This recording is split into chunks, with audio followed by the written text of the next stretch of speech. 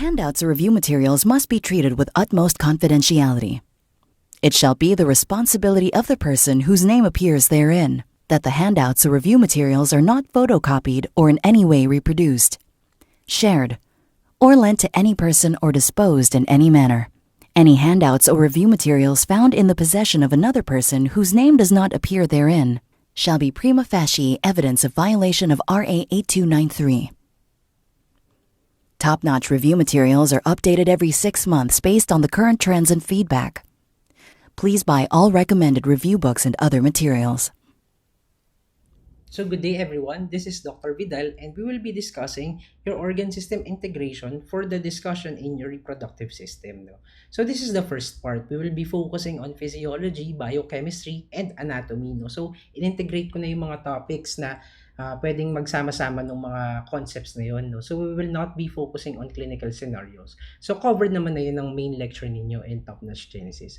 So this will be progressive, no, yung discussion natin. Starting from the germ cells, no, from your fetal life, then when you are born, nung mangyayari kapag puberty, then fertilization happens, then magkakaroon ka ng pregnancy, and then eventually mag-hit ka ng menopause. No? So that's how we will be discussing the organ system integration for reproductive system. So let's start with fertilization and embryogenesis, which is your first module. So remember that we all start as primary germ cells, no? So the initial count of your chromosomes will be 2n, di ba? Kompleto pa yan kasi fetus yan eh, no? So when the primary germ cells undergo subsequent rounds of mitosis, no, they form what we call your primary oogonia. So as you all know, no, yung mitosis, it does not reduce the number of your chromosomes. That's why the number of chromosomes for the oogonia will be 2n. Now, it develops into the primary oocyte, no, with your follicles developing and then releasing those hormones. Then afterwards, as it is about to enter meiosis 1, it becomes arrested at prophase 1. So the first meiotic arrest, remember, is at prophase 1.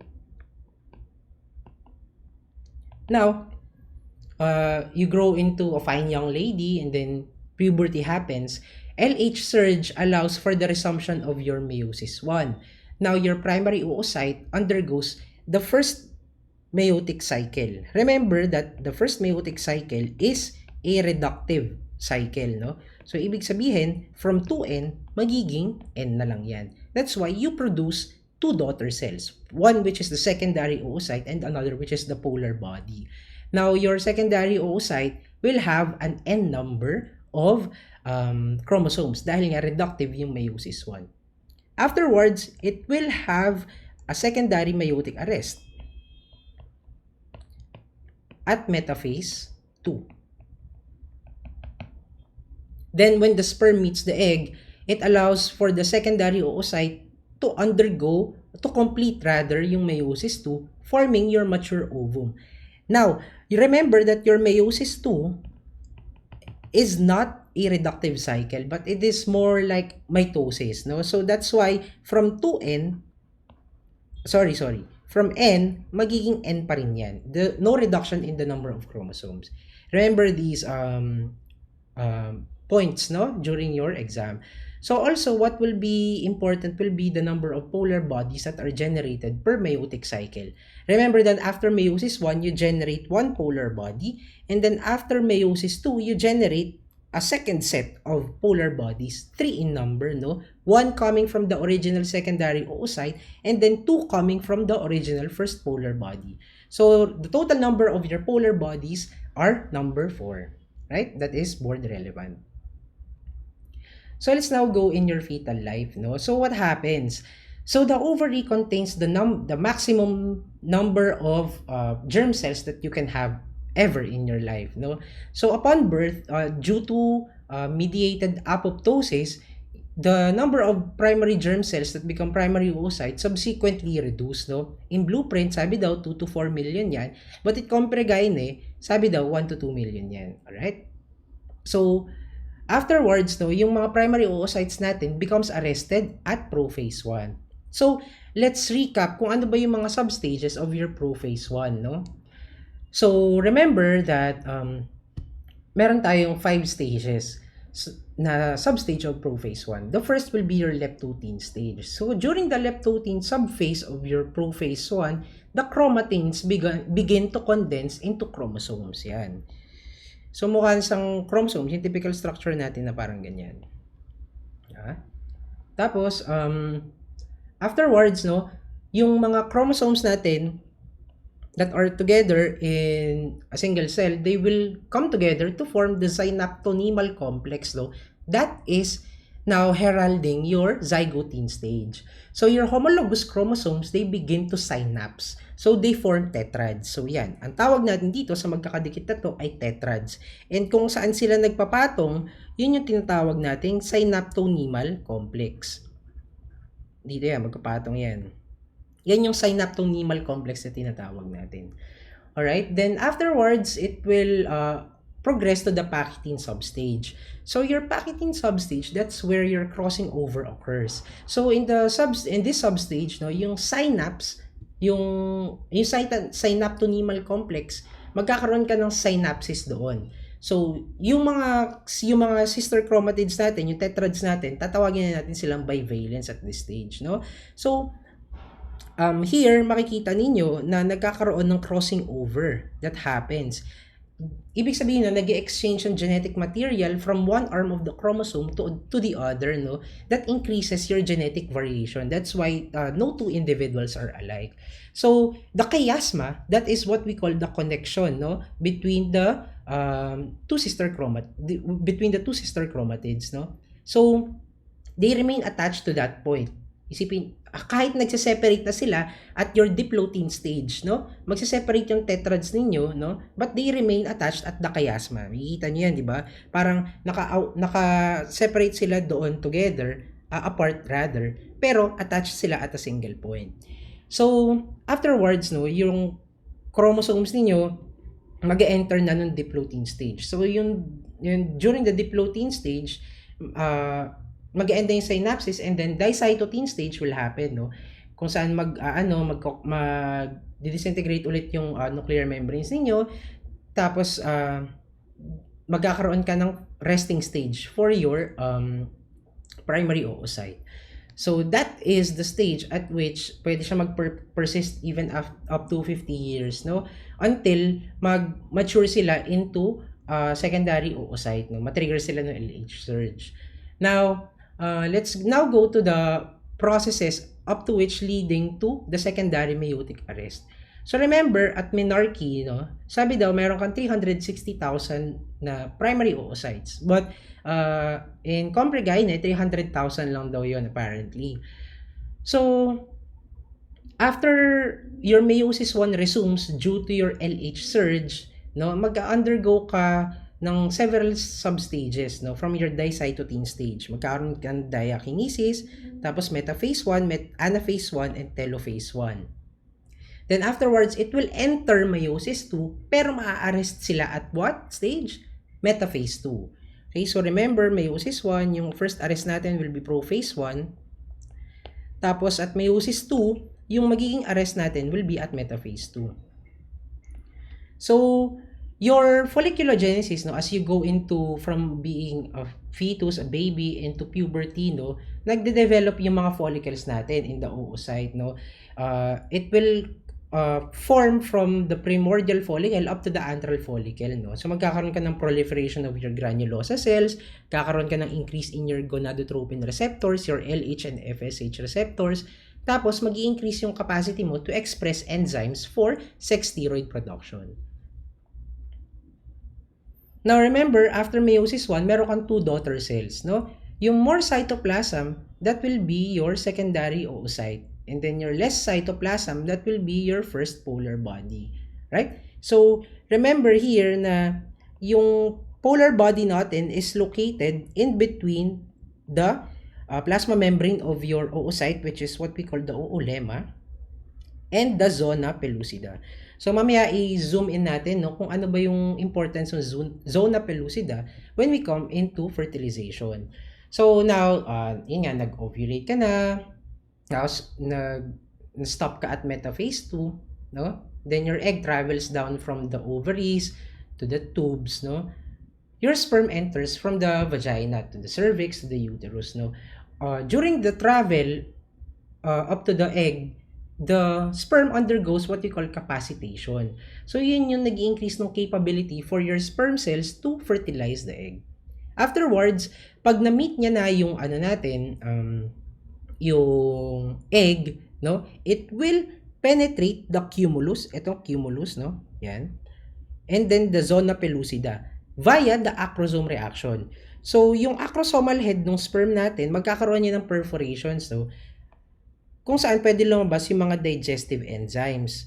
Yung mga digestive enzymes na yan allows for the digestion of the path across the cumulus, across the zona pellucida, up to the cytoplasm of your secondary oocyte.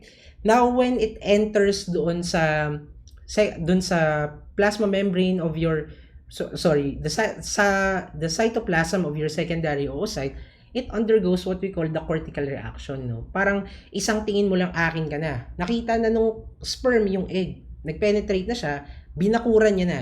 Sa kanya na yon. Wala nang ibang sperm yung pwede mag-fertilize ng egg na yon. That's what we call the cortical reaction. Again, acrosome reaction, yun yung nag-allows for the digestion of the path towards the insides of your egg. And then yung cortical reaction will prevent other sperms from fertilizing the same egg. Alright? So now, pag nakapasok na yan, yung plasma membrane natin ng secondary oocyte natin will merge with the plasma membrane of your sperm. Tapos, may iwan na yan and the actual sperm will go inside. Now, what happens now when meiosis 2 resumes? Diba? When the sperm meets the egg, meiosis 2 is resumed. So, from metaphase 2, it will undergo yun. Anaphase 2 and telophase 2, forming now your pronuclear egg. So, again, similar to what happens with meiosis 1, meron ka ring other daughter cells, no? Your secondary oocyte will produce your mature ovum and your secondary polar body. But wait, remember, di ba, meron pa tayong isang polar body from meiosis 1. Your first polar body will also divide into two other polar bodies, no? So, overall, meron kang one first polar body and meron kang tatlong secondary polar bodies. Now, you have a total of 4 polar bodies. Okay? That is board relevant. Let's recap lang, no, yung mga events that lead to fertilization. So, again, magkakaroon ka ng arrest at your dicytotine stage until puberty. Puberty, no? Magkakaroon ka ng LH surge, which allows for the resumption of your meiosis 1. Becomes arrested again at metaphase 2. Until it meets the sperm here. And then afterwards, when the sperm meets the egg, meiosis 2 resumes, allowing for the formation of your egg pronucleus and your sperm pronucleus. When they merge, you have a diploid nucleus. Boom. So from N to 2N. Alright? And then you have now your zygote. So what happens to the zygote? No? So your zygote, this is what we call early differentiation, no?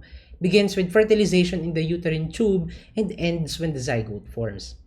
Now, in stage 2, which occurs days 2 to 3 after fertilization, undergoes your early stages of cleavage. No? Your zygote becomes 2 cells, becomes 4 cells, tapos 8 cells, until ma-reach na yung morula, which is 32 cells. Now, your stage 3 occurs days 4 to 5 after fertilization.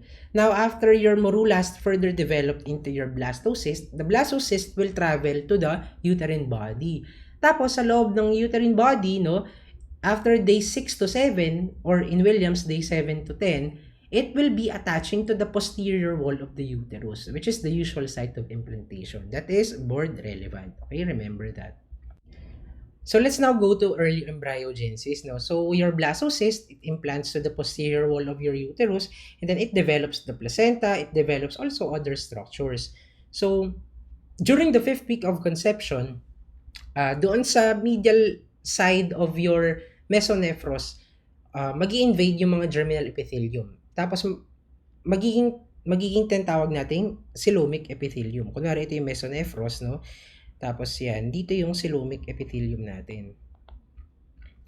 So as the primordial germ cells invade, no, from the primitive gut down to the dorsal mesentery, they invade the medial portion, will thicken and it will thicken, no, upward.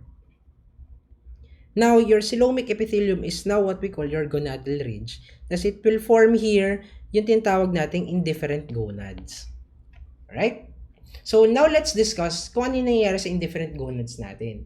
So, the development of the testes occurs due to the testis determining factor or your TDF, which is also known as your SRY gene. Mas known ata siya in that name, no? So, drawing ko lang ulit, no? From primitive gut to your dorsal mesentery to your indifferent gonads. This is your gonadal ridge. Beside that will be your paramesonephric duct and your mesonephric duct. Right. Top view to top view. Now, your primordial germ cells, no, here from the primitive gut, they will travel down the dorsal mesentery, invading now yung indifferent gonads natin. Now, the surface of your indifferent gonads, they will form prominences that we will be calling the seminiferous cord. So, these are the precursors to your seminiferous tubules. And also, yung yung primordial germ cells natin coming from the primitive gut, yung kung saan sila dumaan, no, they will also form mga outpouchings, no? So, yung buong structure na yan, yung parts of the gonadal cords that enter the medulla of the testes, that will be what we call the rete testes. So, yung interstitial cells natin that surround your primordial germ cells, they differentiate into Leydig cells and Sertoli cells. Now, the importance of your Leydig cells is the production of your testosterone. Remember, Leydig cells, libog, testosterone. So, it produces your testosterone that that allows for the development of your paramesonephric duct into vas deferens, epididyme, seminal vesicles, no? Your Sertoli cells, on the other hand, they produce what we call the anti-Mullerian hormone, which inhibits yung Mullerian duct formation. That prevents other female reproductive structures from developing. Right? Sana medyo naintindihan nyo kahit medyo abstract yung drawing ko. Remember, mas malaki yung invasion coming from the taas, no, from the rete testes. So, kumbaga, mas malaki to kesa dito sa seminiferous tubules. And so, that forms what we call a medullary structure. Remember, the testis is a medullary structure. Now, we go to the development of your ovaries, no? Drawing ko lang ulit from the primitive gut to your dorsal mesentery, tapos itong indifferent gonads natin, paramesonephric duct, mesonephric duct, gonadal ridge. Now, as they invade, no, yung indifferent gonads natin, they will also form yung mga cords, no? But here, yung cords coming from the surface epithelium of the indifferent gonads will be larger kesa doon sa galing sa invasion nung primordial germ cells natin, no? So, kanina, di ba, mas malaki yung invasion mas malaki yung outpouchings from the rete testes, no? Kesa doon sa ilalim, doon sa seminiferous cords. Ngayon naman, mas malaki naman yung outpouchings from the cortical cords galing sa indifferent gonads kesa doon sa ininvadan nung primordial germ cells natin. That's why the ovaries is what we call a cortical structure. Remember, your testes are medullary structures, your ovaries are cortical structures. Now, in the absence of your testis determining factor or your SRY gene, yung paramesonephric duct natin will degenerate, allowing for the proliferation of your mesonephric duct, the development of your mesonephric duct, to become the fallopian tubes, the uterus, and the upper part of your vagina. Right? So, we also have to discuss yung embryonic cloaca. So, your embryonic cloaca, it develops into the dorsal portion, which is the rectum, and the ventral urogenital sinus. Now, your ventral urogenital sinus, it will develop into three parts. Your vesico-urethral canal, which is the cranial portion, that will become your bladder. The pelvic portion, which is the middle portion of your urogenital sinus. And then the actual urogenital sinus, which is the caudal portion, no, covered externally by the urogenital membrane. Your urogenital sinus, which is the caudal portion, no, that will develop to become the vagina, the Bartholin gland, and the paraurethral glands. Alright? So, again, bladder to. Tapos yung pelvic portion natin of your urogenital sinus will become the urethra. Tapos yung urogenital sinus natin na caudal portion nun, it will be the vagina, the lower part, the Bartholins, and the other paraurethral glands or your Skin's glands. Okay? So, pakita ko lang yung structure natin ng testes, no, for the sake of completion. Pero what we will be interested in actually is the female reproductive system. So, isa-isahin natin yung mga possible na congenital anomalies when you have abnormalities in the paramesonephric duct, in the mesonephric duct, and the urogenital sinus. Okay. So remember that in the absence of your AMH, no, the mesonephric ducts regress. So, nakikita nyo, smaller sila. And the paramesonephric duct develops into the female structures. So, failure of your development of your paramesonephric duct leads to agenesis of the cervix and the uterus. No? So, that is what we call the MRKH, Mullerian agenesis. Mayer-Rokitansky-Kusterhauser syndrome. Okay? So, yun yung nagiging abnormality doon. Wala kang upper portion of your female genital tract. Now, sa baba naman, no, when failure of fusion of the caudal portion of your paramesonephric duct occurs, this may lead to mga duplication of the uterus or the cervix. So, ibang ibang lesson na yan altogether, no? So, remember lang, yung upper portion will be MRKH and then your lower portion will be duplication of your uterus or your cervix. Now, let's go to your vagina naman. No? Remember, your vagina develops from the most caudal portion of your urogenital sinus, di ba? So, meron ka munang outgrowths from the caudal portion. That's what we call the sinovaginal bulb. Tapos, magka-canalize yun. Tapos, eventually, mag-perforate yun caudally para mag-allow ng perforate hymen. And then, the vagina is fully canalized na and developed. No? Meron kang abnormalities na pagdating sa vaginal development, no? Initially muna will be the failure of your actual sinovaginal bulbs to form. So that is what we call vaginal agenesis, no? So after nun, kapag hindi ka naman nag-canalize, magkakaroon ka ng transverse structure in between the supposedly canal. That's what we call your transverse septum or horizontal septum. Now, yung caudal portion nyo, pag hindi siya nag-perforate, that's what we call an imperforate hymen. So, isa-isahin ko lang, in vaginal genesis, usually, wala kang bulging or tense membrane na makikita on examination. Pero, pwede kang magkaroon ng acute tenting of a hematocolpos on rectal exam. So, pag transverse septum naman, hindi magka-canalize, no? So, mangyari doon, parang shortened yung vagina, maiksi siya, kasi may nakaharang na septum. Tapos parang may slight bulge lang coming from your hematocolpos. Tapos, yung imperforate hymen nyo naman, yung hindi siya bubukas, no? Yung caudal portion nyo of your vagina. And so, magkakaroon ka ng, ito yung kitang-kita mo talaga na meron kang bluish, parang purplish bulge at the introitus, no? That increases with Valsalva kasi hindi makalabas yung blood, no? So, yun lang mga subtle differences on how to tell these vaginal abnormalities via physical examination, no? Now, we go to several other structures, no? In your broad ligaments, no? Meron kang mga blind tubules, no? That are remnants of your formation of your mesonephric duct. So that is called your hypoophoron. Now, cysts of the hypoophoron, they are called your para-ovarian cysts. Kapag meron ka namang mga remnants ng paramesonephric duct, meron ka niyang tawag na hydatids of Morgagni. So, yun naman, mga benign na mga cysts, no? But they are otherwise abnormalities. Kapag meron ka namang remnants ng actual na duct mo of your mesonephros, that is called your Gartner duct cysts.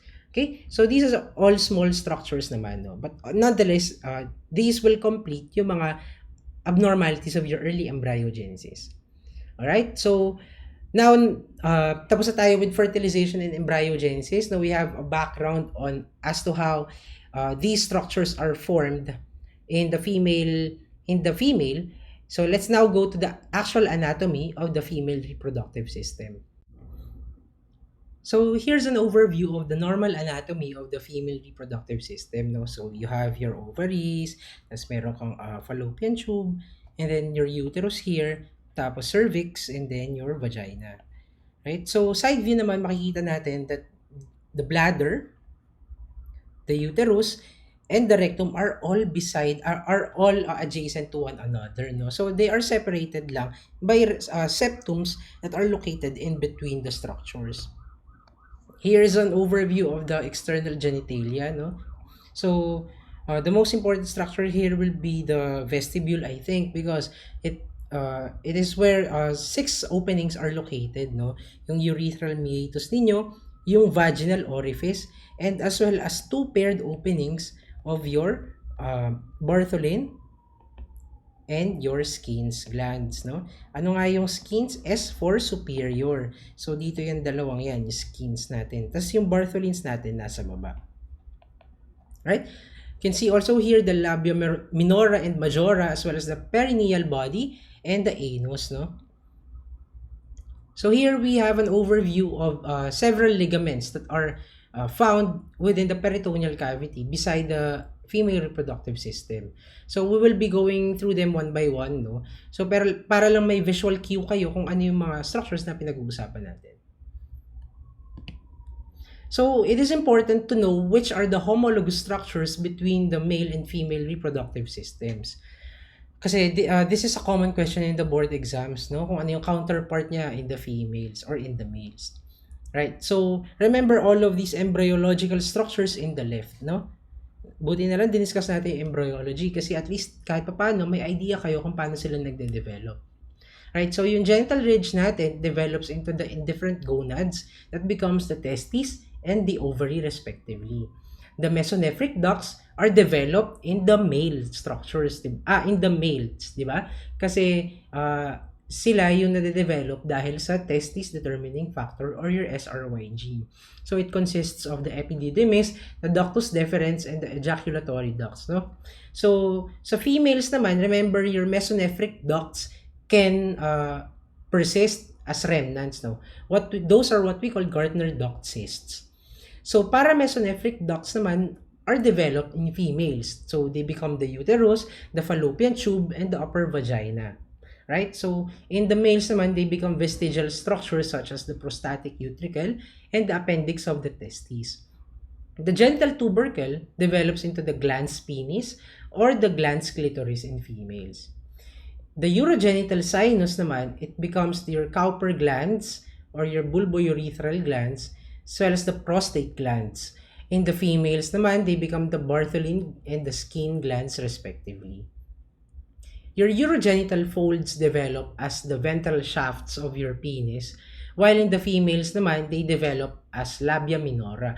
And the labioscrotal swelling develops as the scrotum in males and the labia majora as in females rather, no? So clue dyan is labioscrotal swelling, right? So next we discuss naman yung ovarian ligaments, no? So your mesovarium is formed by the posterior portion of the broad ligament. Remember that your broad ligament, no, it's a leaf-like structure that has an anterior and a posterior portion. So the mesovarium is formed by the posterior portion and it attaches to the anterior border of the ovary. So your ovarian ligament naman, it's a narrow, short, fibrous band that extends from the lower pole of your ovary up to the uterus, no? To the uterine cornu. So If yun yung nag-a-attach sa lower pole, then yung nag-a-attach sa upper pole nito will be the suspensory ligament of the ovary or your infundibulopelvic ligament. So it forms a superior and lateral aspect of the broad ligament, no? And it is important because it contains the ovarian arteries, the ovarian veins, and other nerves as well. So it attaches again to the upper pole of the uterus, right? Suspensory ligament sa taas, sa baba ay ovarian ligament. Now, your uterine ligaments, medyo marami sila. And this is the more important section. No?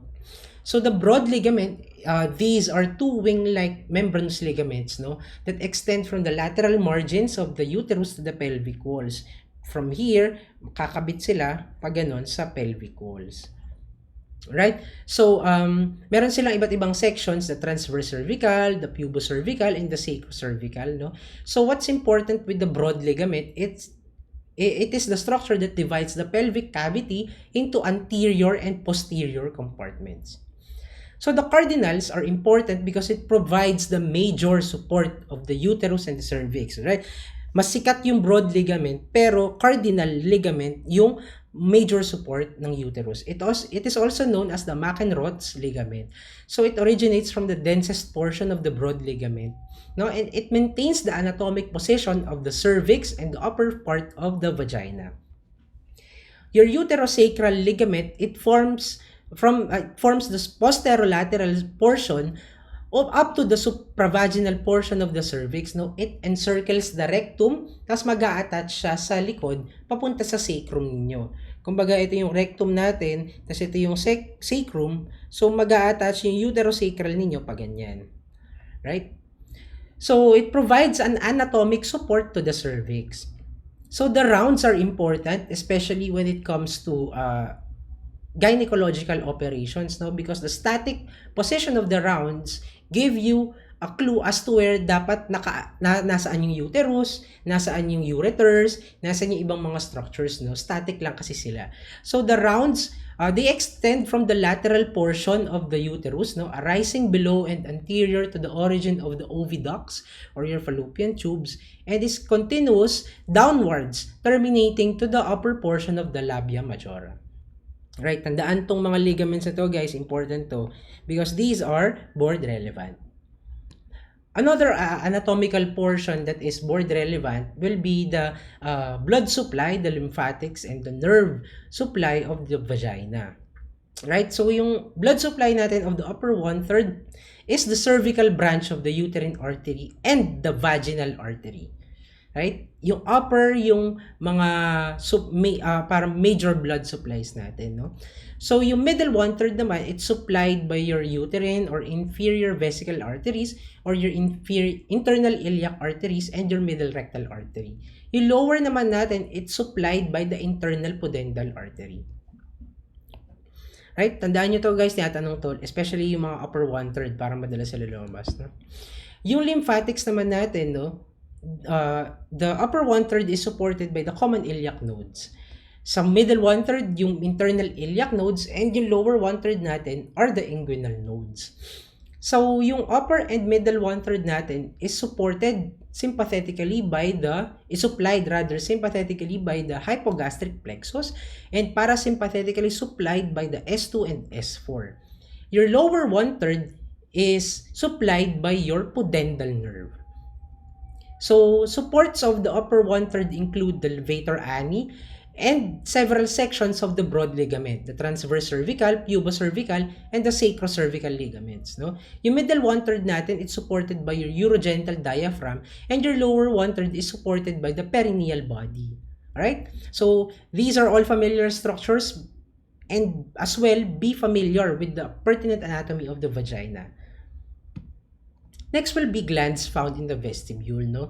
Ang usual na tinatanong dito, ano lang yung position ng opening nila, no? Kasi yung Skin's gland natin, S for superior, so it is nasa taas, no? Nasa taas sila, adjacent to the urethra. While yung Bartholin glands naman natin, it's located at the 5 and 7 o'clock positions at the vagina, no?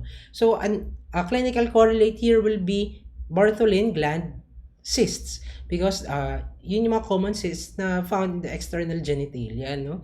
So, they may develop into abscesses kapag merong superimposing infection, no?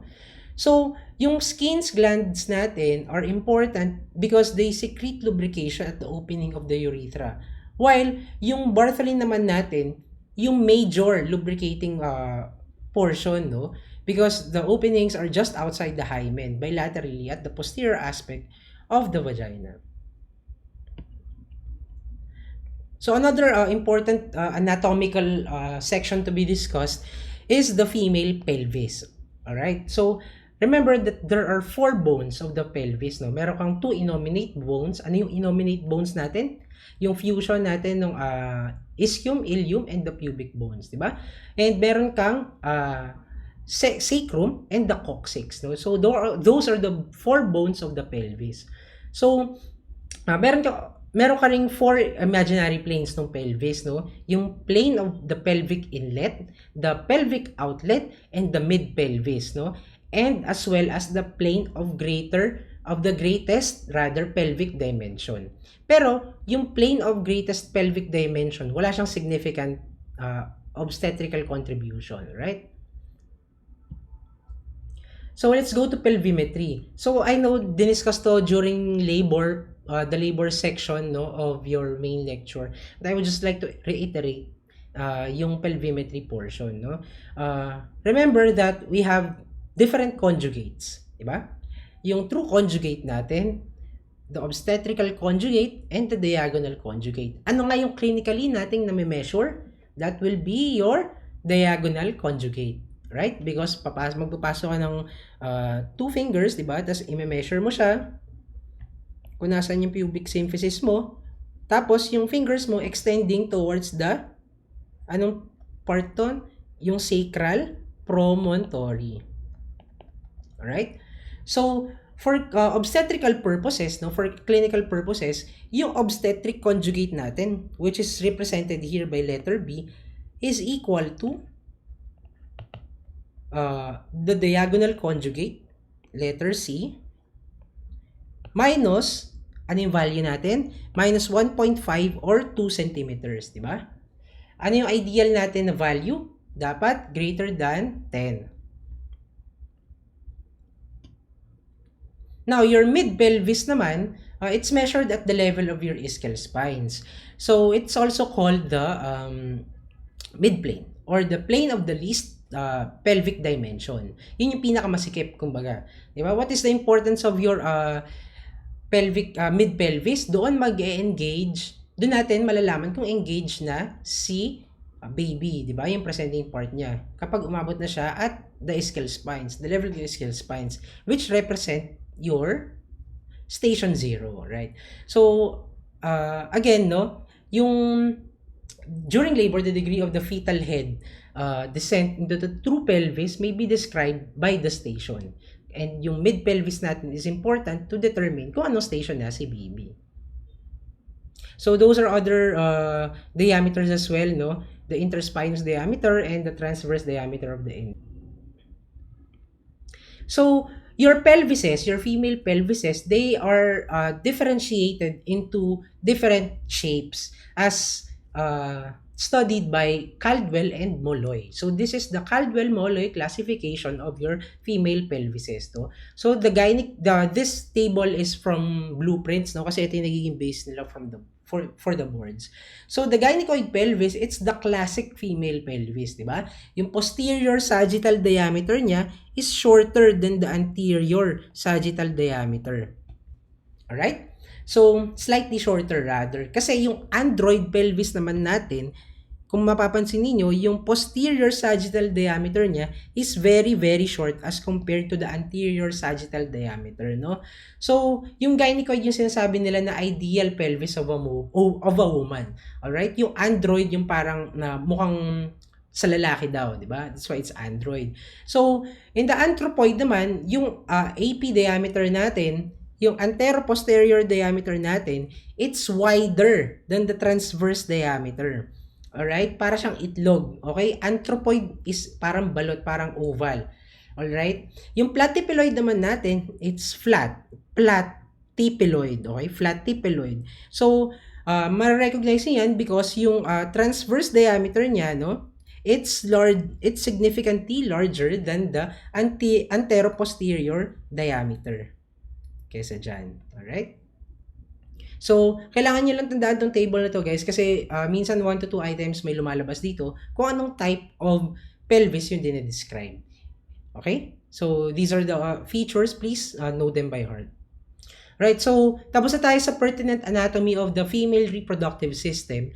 Now let's go to a more physiological na discussion, no, which will be your reproductive endocrinology. So what is important in reproendo is the HPO axis. Pag alam mo yung HPO axis, hindi ka mawawala pagdating sa mga discussions on reproendo. Right, so let's start with the hypothalamus.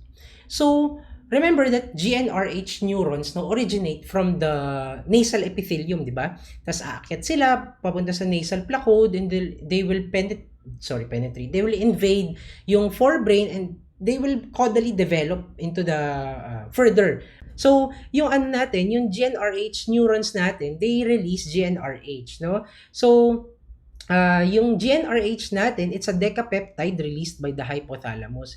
So, it's produced mainly in the arcuate nucleus and it's transported to the pituitary glands via the hypophyseal portal vessel. Alright? So, anong clinical correlate natin dito sa hypothalamus?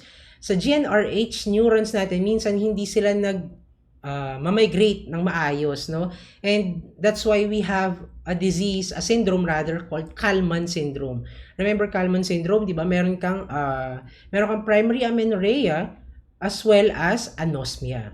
Right?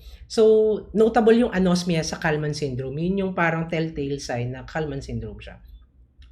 Now, your GnRH is released in a pulsatile fashion. So, the strongest influences come from the ovarian steroid hormone. Sila talaga yung master regulators, no? Estrogen decreases the amplitude of the pulsatile release, while progesterone decreases naman yung frequency. Alright?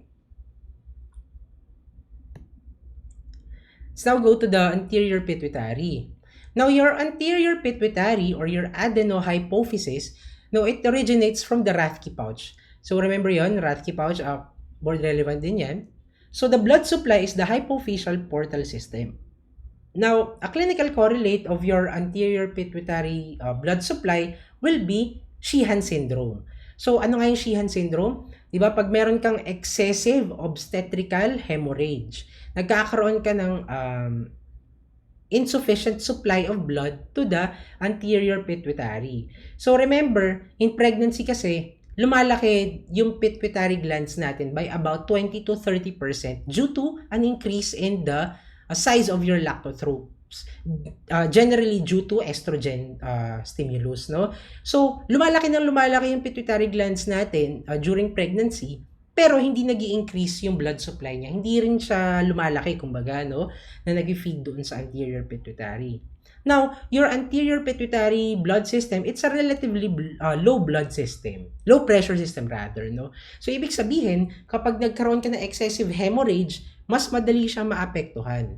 So, ibig sabihin nun, kapag meron kang excessive blood loss from trauma during cesarean section or bloody vaginal delivery, magkakaroon ka ng ischemia of your anterior pituitary, eventually leading to pituitary apoplexy or your dying of the pituitary gland.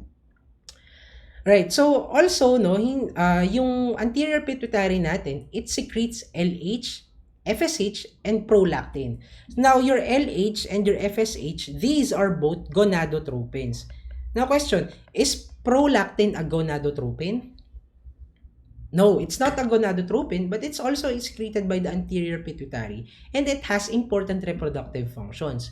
Why? Because one of our differentials, no, kapag amenorrheic yung patient natin will be hyperprolactinemia. Remember that elevations in your prolactin can also inhibit your GnRH from your hypothalamus that results to an ovulation and hypoestrogenic amenorrhea. Alright? Now, your FSH and LH are two gonadotropins that vary only in a single subunit. Now, your LH acts on the theca cells and on the luteal cells to stimulate ovarian steroid hormone production. While your FSH, it acts on the granulosa cells of the ovarian follicles to stimulate follicular growth. Some concepts in gonadotropin control, no? Low GnRH pulse frequency usually favors FSH synthesis, while high GnRH pulse frequency favors LH synthesis naman, no? So, remember that your estrogen is a regulator of your HPO axis. That's why greater estradiol concentrations, they elicit greater gonadotropin responses. Right? So remember yung tong diagram natin on the left, it's important, no, yung positive feedback and yung negative feedback during what phase of the menstrual cycle. I-discuss naman natin yan mamaya, no, when we go to the menstrual cycle. So another concept in your gonadotropins, no, will be your GnRH agonists and GnRH antagonists. Anong examples natin GnRH agonists? Yun yung mga ano natin, ano ba example natin nun? Luprolide, goserelin, right? And the like. So, yung GnRH agonists natin, dapat mag-i-initiate sila ng flare. Okay? Mag-initiate sila ng response sa GnRH. Magre-release ka muna initially ng LH and FSH. Pero kasi, over time, may tinatawag tayong homologous desensitization. It means, para siyang tachyphylaxis, no? Parang, over time, continuous stimulation of your GnRH receptors leads to actually a reduction in the ability of your GnRH receptors to stimulate LH and FSH production. Para siyang, tawag dito? Yun nga, para siyang tachyphylaxis, no? Parang over time, mas lumalamig, okay? Mas hindi nagpo-produce ng hormones. So, in contrast naman, yung GnRH antagonist natin, they block GnRH signaling altogether. Pagkakabit pa lang nila, mawawalan ka na kagad ng response sa GnRH receptors mo. That would lead to reduction in LH and FSH production. An example of your GnRH antagonist will be ganirelix and the like, no? So, ngayon, if you will be going to the clinics, no, minsan yung pagbibigay ng luprolide or goserelin, minsan tinatawag nila medical castration, alright? Baka lang marinig niyo yung term na yun. And in comparison with GnRH agonists, no, yung GnRH antagonists natin, wala silang initial flare. So, yun yung main advantage niya over luprolide and goserelin, no? So, let's now go to your ovaries. An important concept in your ovaries, in the discussion of your ovaries, would be folliculogenesis. Balik tayo dun sa primary oocyte natin, no? Your primary oocyte, meron siyang surrounding follicles. And that's what we call a primordial follicle.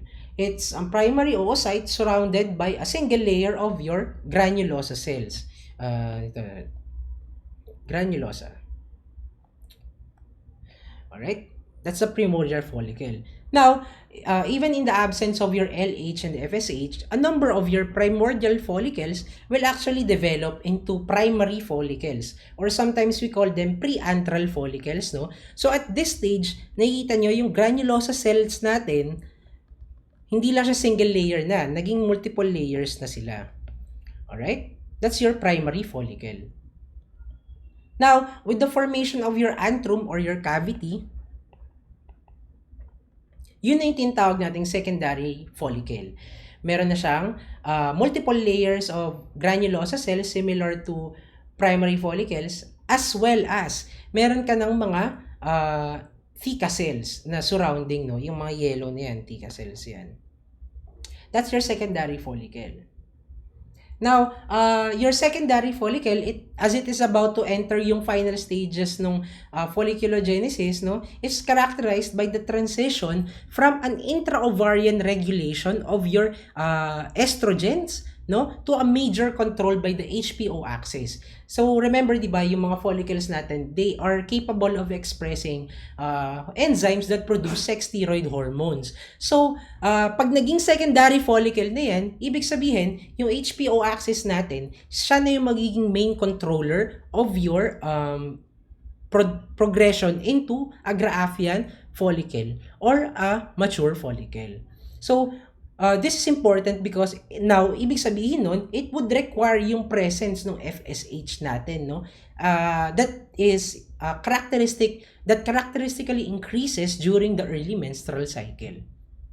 Now, your early tertiary follicle naman, no, it's characterized by your theca cells forming two layers, no? That's what we call the theca externa and your theca interna. Okay? And nakikita ninyo, kung mapapansin ninyo, yung antrum niya, mas malaki na siya, di ba? So, pronounced na yung antrum niya. And finally, when the first meiotic division is complete, and it is arrested just before ovulation occurs, di ba? Nagsa-stop tayo at meiosis 2 at metaphase 2. At that point, the entire follicle is now what we know, what we term as Graafian follicle, no? So, now your secondary oocyte, it's located na hindi na siya central, di ba? Nung una, central, tapos parang slowly nagiging eccentric yung position niya. Ibig sabihin, mas napupush siya towards a certain polar side dahil sa formation ng malaking antrum mo.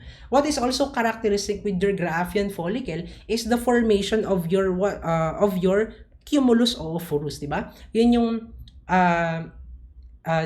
yun yung nire-refer natin kanina na kailangan ma-penetrate ng sperm natin, as well as your intimately located zona pellucida. Alright?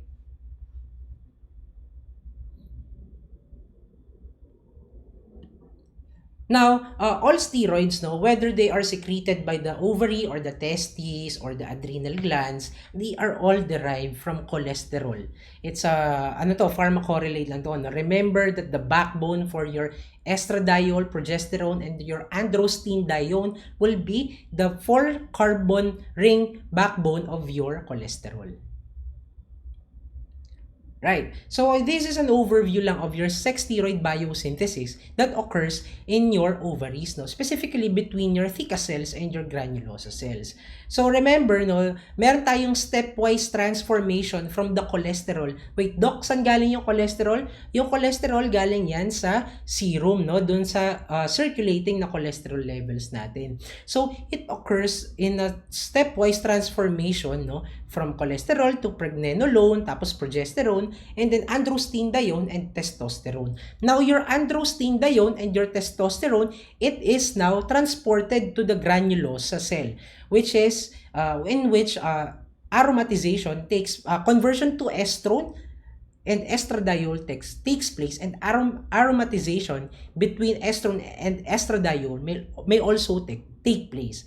Alright, so ang tinatawag natin dito sa theory natin of sex steroid transport between theca cells and granulosa cells, as well as the stimulation from the LH and the FSH, that is what we call the two-gonadotropin hypothesis. Alright? So ano lang yan, patikim lang yan mamaya, i-discuss natin yan mamaya when we get to folliculogenesis in much more in detail. Alright, so again, sinabi ko kanina, di ba, your feedback loops are important. Now, your FSH and LH, they act on the ovaries, no, to induce morphologic changes and induce ovarian sex steroid secretion. Ano ba yung mga morphologic changes natin? That will be folliculogenesis and also the formation of a corpus luteum, no? So, these processes, they occur in sequence, and they are they confer a monthly cycle. That is what we call the menstrual cycle.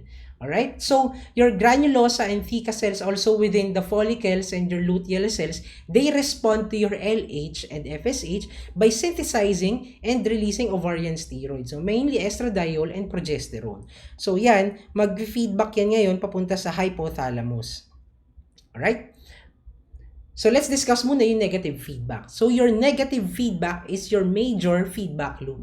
estradiol is a potent inhibitor of your GnRH, and it acts to decrease LH secretion rapidly by controlling the LH pulse amplitude. All right? So as the estradiol increases, no, in from the production of your ovaries, no, during the follicular phase, ibig sabihin, nagkakaroon ka ng negative feedback dito sa hypothalamus, nagde-decrease ngayon yung GnRH natin.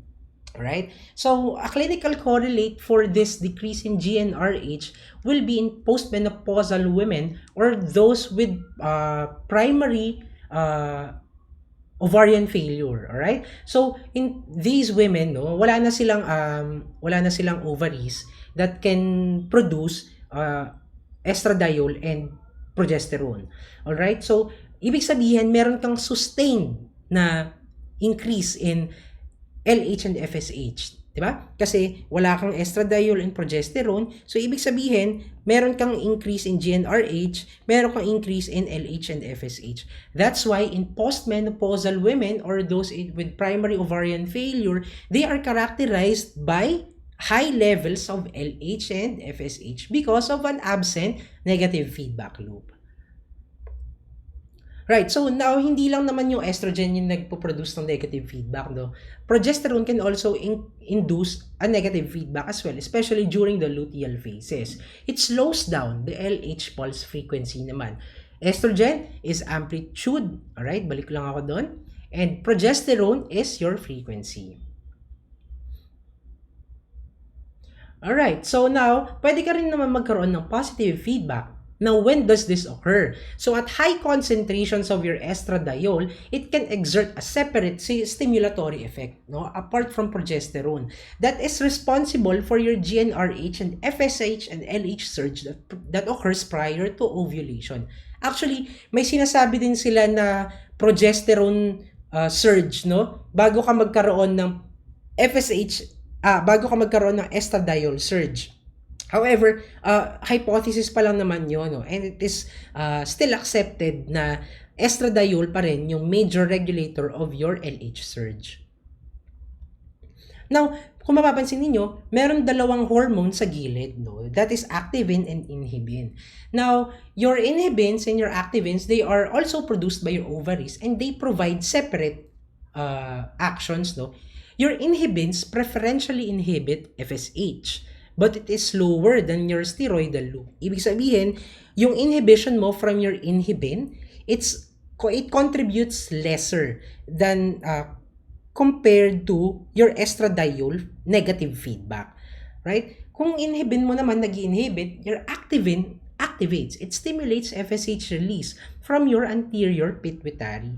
However, activins usually they are not very effective in raising your FSH release dahil nagkakaroon kayo usually ng sudden and parang immediate binding with follistatin which neutralizes yung activity ng activin. Right? So overall, yung action ng activin and inhibin will be inhibitory. So let's now discuss your menstrual cycle. So this has been discussed extensively by Ma'am Shane during your OB-GYN main lecture, but I would just like to reiterate a few points regarding the physiology of your cycles. So let's begin. So the mean duration of your menstrual cycle is around 28 days, no? Plus minus 7 days siya with varying across different women, no? So the follicular phase is more variable whereas the luteal phase is fixed. So bakit ganun? Yung follicles natin, meron silang different stages of growth, no? Pero yung corpus luteum natin, siya lang yung fixed amount kung kailan siya mabubuhay at mamamatay, kumbaga, no? Parang 14 days yun. Kaya fixed lang yung luteal phase natin to 14 days. So, yung follicular phase natin, as I've said, variable nga siya, no? It is most variable during the first 2 years preceding menarche and around the time of menopause, during perimenopause, no, kung saan mas frequent yung anovulatory cycles natin. So, yung normal days natin for the follicular phase is around 14 days, pero it can decrease to around 10 days as you grow older, no, papuntang menopause. So the mean age of menarche is around age 12, and the mean age range of your menopause is around 45 to 55. So in the Philippines, the mean age of your menopause is around 48 years old. So, as you remember, no, yung menstrual cycle natin, it starts with the follicular phase.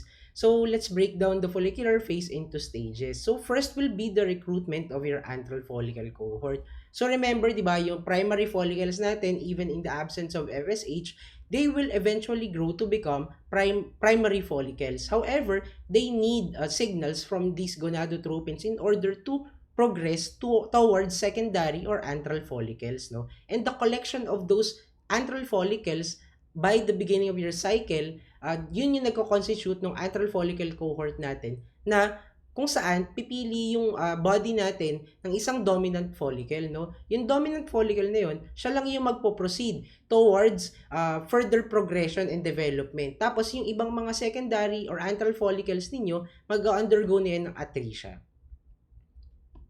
Right. So let's go to the recruitment of the antral follicle cohort. No? So your FSH, it provides the critical signal for the recruitment of the cohort of your pre-antral follicles para maging antral follicles sila. No? So cyclic yung recruitment nito. So it's the major survival factor that rescues the follicle from eventual death. Kasi kapag yung natin, yung mga follicles natin, hindi sila na-stimulate towards growth, mangyayari sa kanila, maging atretic sila, mamamatay sila. No? So these antral follicles, they start to grow due to the signals given by your FSH.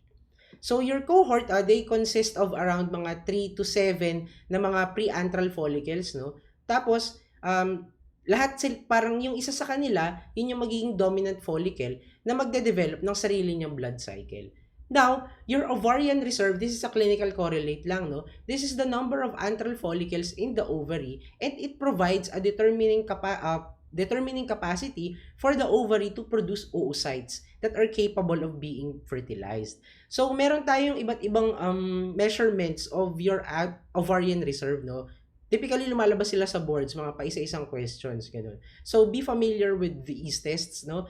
Yung una ay yung FSH levels natin by day 2 to 3. So, higher FSH levels mean na nag-age yung ovaries natin, di ba? Kasi meron kang decreased activity ng estradiol dahil sa negative feedback, di ba? Kaya ibig sabihin nun, magkakaroon ka ng decreased number of follicles na pwede mong ma-recruit towards the antral follicle cohort. So, another ovarian reserve measurement will be the sonographic antral follicle count. Basically, bibilangin nyo kung ilan yung antral follicles through ultrasound. So, yung inhibin B levels on day 2 to 3, the recruitment of your antral follicles is reflected by an increase in the hormone inhibin B. Kasi 'di ba, yung natin, yung ovaries natin, 'di ba, remember, nagpo-produce sila ng inhibin and activin. Pero mas major factor yung inhibin. Mas major contributor siya. So ibig sabihin, pag mas maraming inhibin levels, mas marami kang antral follicles na na-recruit. So the last ovarian reserve measurement will be your anti-Mullerian hormone or your MIS, Mullerian inhibiting substance levels, no? So yung AMH natin or yung MIS, they belong to a family of your transforming growth factors, no?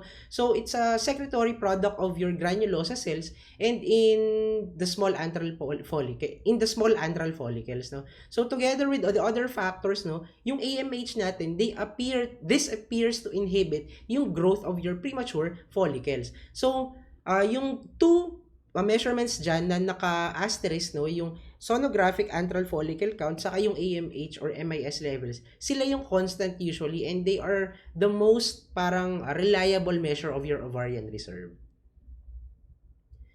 Okay, so yung yung AMH kasi natin, minimal yung cyclic variability niya, no? Kaya mas ginagamit siya to determine premature ovarian insufficiency or minsan PCOS, no? Compared to your FSH levels. Now, your body selects the dominant follicle, so via a competitive advantage. So, ano yung competitive advantage na sinasabi natin? So, yun yung pag-develop ng vascularized na theca layer, no? Para mas magkaroon ka ng better channeling of your gonadotropins from the serum towards the ovaries, no? This results in a greater local estradiol secretion, which in turn increases no the density of your gonadotropin receptors, and it allows for the promotion of your cell multiplication. So rising estradiol levels now begin to activate the negative feedback loop to decrease FSH concentrations. So ano nangyayari doon? 'Di ba naalala nyo kanina yung hormonal yung feedback control mechanisms natin, 'di ba? As FSH rises, yun yung isa sa mga yun yung unang regulatory feedback loop, yung negative feedback. Ang nangyayari doon, habang nag-i-increase yung estradiol natin due to the secretion of your dominant follicle, nagkakaroon ka ng lower FSH levels. So, ang nangyayari doon, yung ibang follicles ninyo, hindi na sila makaka-receive makaka-receive pa rin sila ng FSH, pero kasi yung dominant follicle ninyo, mas marami na siyang gonadotropin receptors. So, kumbaga, mas nagiging, nasi-shift niya towards himself, no? Yung dominant follicle, mas napupunta sa kanya yung FSH from the serum as compared doon sa ibang mga follicles natin na mas maliit. Now, your inhibin B is still secreted, no? It's actively suppressing your FSH secretion. Right? So, remember that your dominant follicle, it continues to grow due to the greater density of your FSH receptors and greater vascularization of your theca cell layer. So, yun yung competitive advantage ng dominant follicle natin. Now, when your dominant follicle, no, it grows, no, it produces estradiol. So, the production of your estradiol requires the stimulation of your FSH via aromatase. So, yung FSH receptors natin, located sila sa avascular na granulosa cell layer ng antral follicle. So, yung stimulation ng FSH receptors na yun produces aromatase. Tapos, yun yung in turn, nag-i-increase ng aromatization of your estrone to estradiol. Kaya, mas nag-i-increase yung secretion ng estradiol ng dominant follicle. Now, another factor for your increased estradiol production will be your theca cell layer. Yung acquisition niya ng theca cell layer. Remember, di ba, yung mga earlier follicles natin, meron lang silang mga theca cells surrounding. Yan, kunwari, ganyan. Okay, mukhang scrambled egg. Pero, ito yung mga natin, theca cells, di ba? Tapos, eventually, mag-form sila nung layers na yan. Diba? Theca externa, at one theca cell layer muna, tapos magiging theca externa and then theca interna, no? So, your theca cell layer, it rapidly becomes well vascularized to allow access for the blood and the hormones to reach the dominant follicle, no? So, next will be yung LH receptor stimulation natin. It's also one of the key factors that is needed for the production of your estrogen. So, ang nangyayari kasi doon, yung LH receptors naman natin, once they become stimulated, no, they allow for the formation of your androgens. And then in turn, tong androgens natin na to, through several steps and aromatization, siya yung nagiging estradiol. So, by this point, no, when the dominant follicle become surrounded na by your zona pellucida as well as your corona radiata, di ba? Yan yung internal layers natin. So, when the dominant follicle develops these structures, tinatawag na natin siyang Graafian follicle. Okay? So, yung zona pellucida natin, it's a mucopolysaccharide layer that allows specific protein sites, no, that only allows spermatozoa to penetrate and fertilize the ovum. Diba? Naalala nyo? Yung sperm natin, undergo siya ng acrosome reaction para ma-penetrate yung zona pellucida to allow the sperm to reach the egg. Right, so in this follicular phase also, hindi lang ovaries yung nagbabago. Also, your endometrium changes. So, during the follicular phase, since mataas yung estrogen levels natin, ito, di ba? Mataas yung estrogen levels natin, it allows for the proliferation of your endometrium. Remember kasi, yung estrogen natin, it is a growth factor. So, as your estradiol increases rapidly, the stratum functionale of your endometrium proliferates, no? From 2 millimeters thin up to 12 millimeters thick. So, actually, pagdating mo sa menstruation, no, magiging 1 to 2 millimeters na lang siya ulit. Okay? So, reflecting your cyclical changes in your endometrium. Now, other changes in your endometrium include yung straight glands natin. Yung straight glands natin, nagiging mas tortuous sila. Nakikita niya, di ba? Mas tortuous sila. Also, bago mag-LH surge, nagkakaroon ka ng subnuclear vacuoles na tinatawag natin. So, yun yung first few effects of your progesterone um, that is evident on your endometrium, no? So, yun yung mga vacuoles na naglaline doon sa base ng glands natin sa endometrium, yung subnuclear vacuoles. Right. So, let's now go to the middle of your cycle, no? Day 14. So, sa day 14, yun na, magkakaroon ka ng LH surge na tinatawag. Classic yan, pare. Okay, never niyong kakalimutan yan. Yung LH surge. Very important. So, the LH surge, well, not only LH, but also FSH, no? So, the gonadotropin surge is important, no? It's the absolute requirement for your maturation of your oocyte and the initiation of your follicle rupture. Okay, pare, tatandaan niyo yan, yung gonadotropin surge. So, once your estradiol reaches a threshold, may certain level yan na madedetect ng hypothalamus natin, it will initiate positive feedback. Diba? Naalala niyo yung positive feedback? That allows for further and further increases of your LH and FSH. Diba? Compared sa nauna nating diniscuss na negative feedback, habang pataas ng pataas yung estradiol, it becomes so high that it allows for positive feedback to occur. So, yung LH natin, usually, it reaches around 10 times. No? Tapos, yung FSH natin, reaches around 4 times. Yan yung gusto nating surge, okay? Hindi yung COVID sa ngayon. So, your ovulation, no? It occurs 32 hours after your initial LH surge. Remember that. 32 hours after your initial LH surge. And ovulation occurs 16 hours after your peak of your LH surge. So remember your LH surge, it allows for the resumption of your meiosis 1, di ba? Naalala ninyo yung follicles natin is arrested at meiosis 1. Specifically, anong phase? Prophase 1, di ba? Diyan sila arrested. Tapos, kapag nagkaroon ka ng LH surge, now, your meiosis 1 resumes. Tapos, saan nga siya ma-arrest ulit? At metaphase 2. Di ba? So, mamaya na-discuss na natin yan, yung fertilization, no? And what happens after metaphase 2. So, now, as the oocyte, no, enters your metaphase 2, remember anong isa pa napoproduce bukod sa secondary oocyte? Diba? Isang polar body. Right? So, the cell membrane phospholipids, no, is increased due to your LH surge because the LH surge also induces inflammatory-like reactions, no?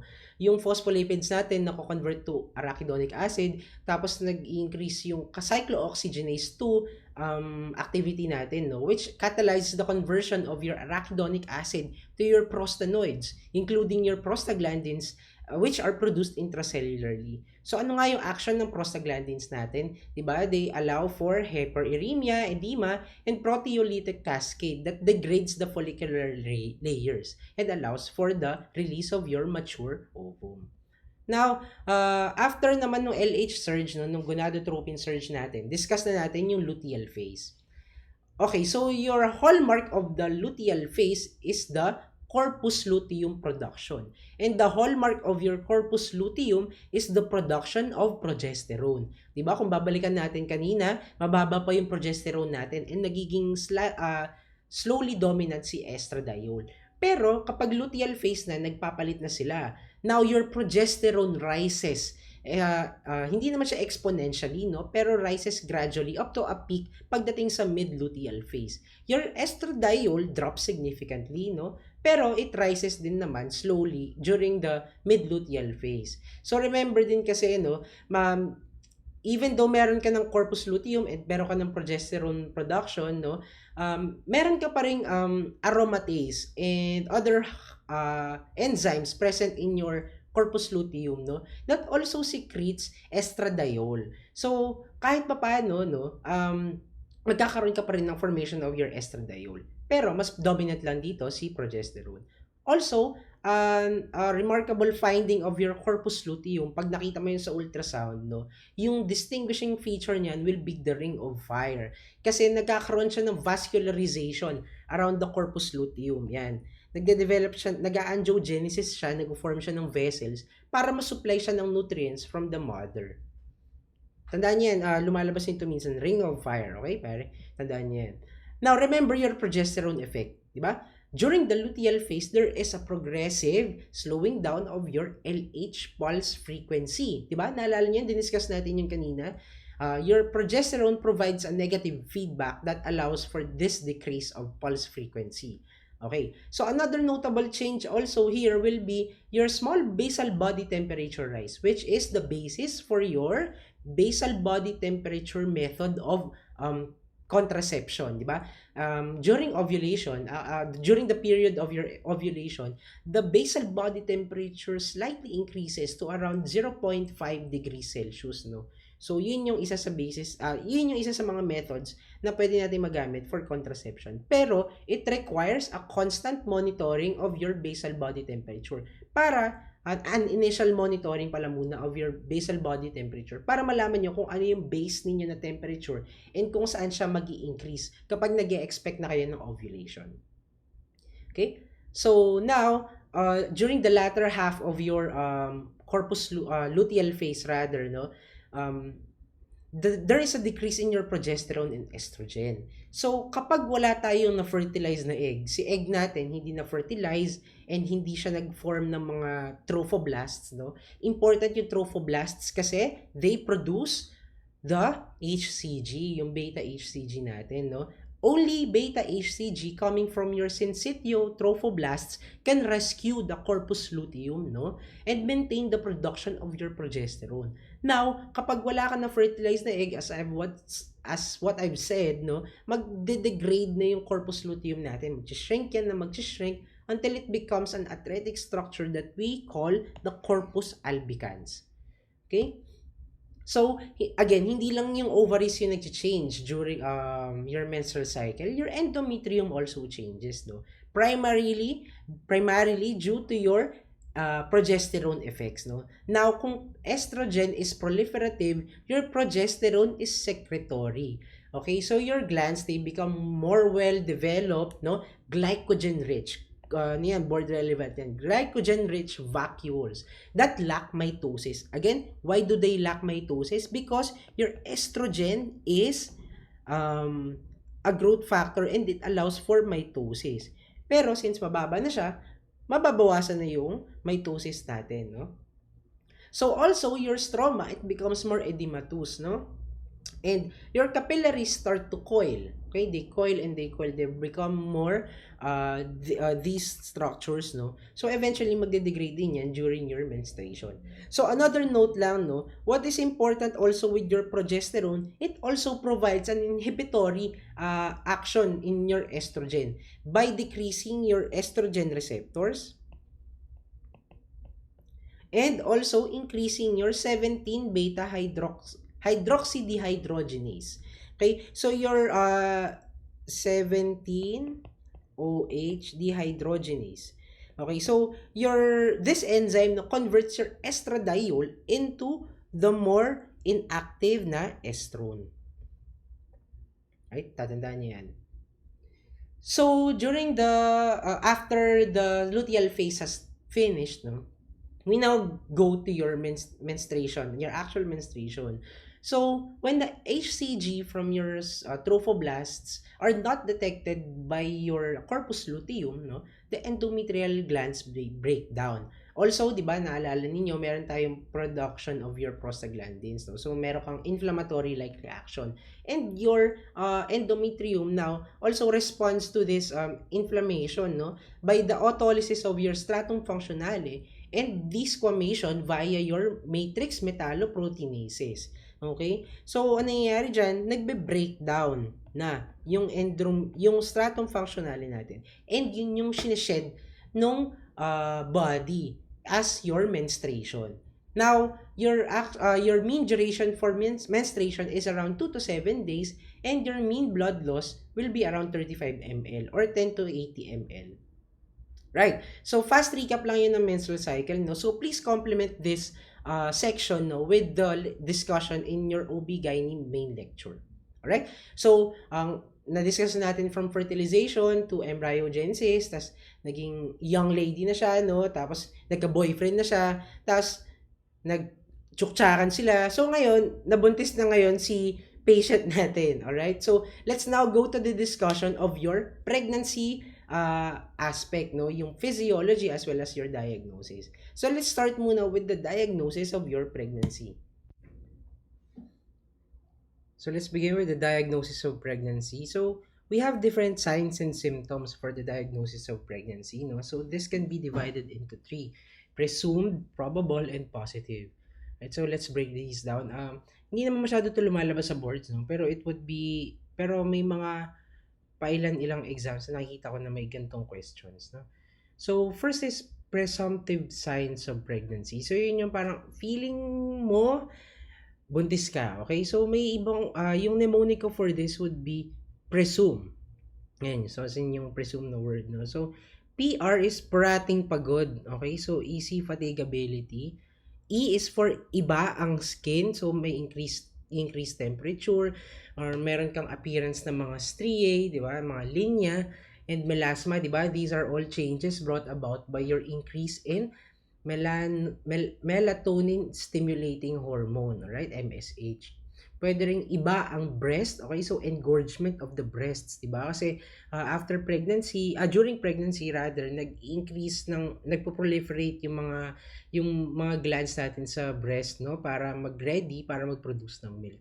Also, iba rin ang kulay ng vagina, which is color purple, no. So this is what we call Chadwick sign, okay? So, ma'am, wag kayong malilito with Chadwick, Higar, and Goodell sign. Okay, mamaya i-discuss natin yung mga signs yan. Pero remember that vagina is Chadwick. Okay? So, S is for sumusuka. So, bakit nga ba nagsusuka during pregnancy? Diba, remember that your HCG, no, produced by your trophoblasts is essential for the maintenance of your pregnancy.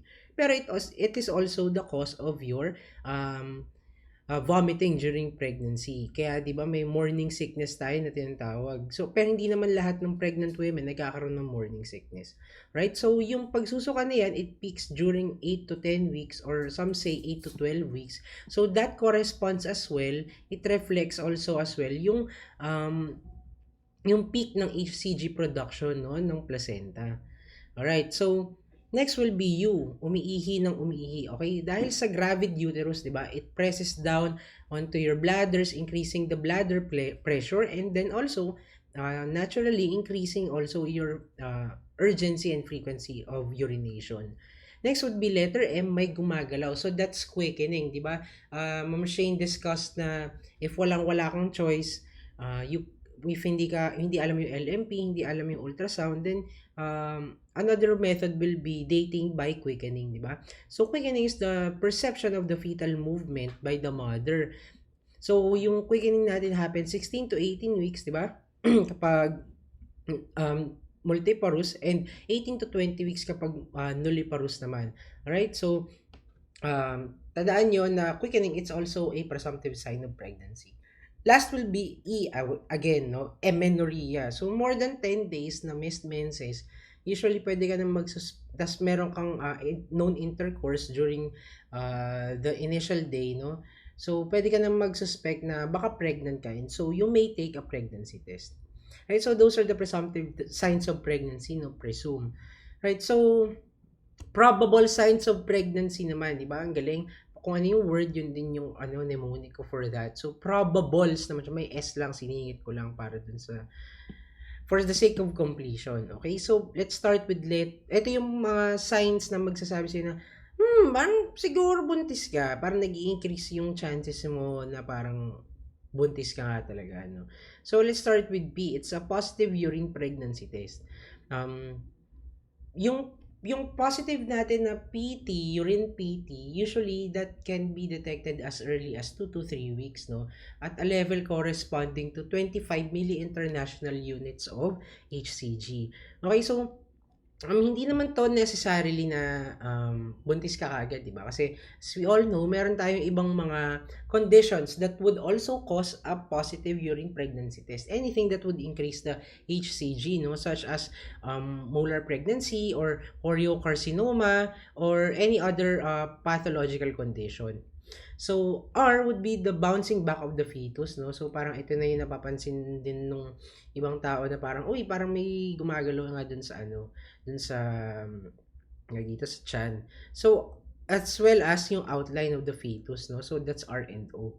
Letter B is Braxton Hicks contraction. So, ano yung Braxton Hicks contractions, no? So, these are practice contractions as we like to say, no? Kasi parang this parang signals na parang nagre-ready yung uterus natin na mag-contract properly during labor, no? Pero these contractions, they occur at around 28 weeks age of gestation, no? So malayong malayo pa talaga siya.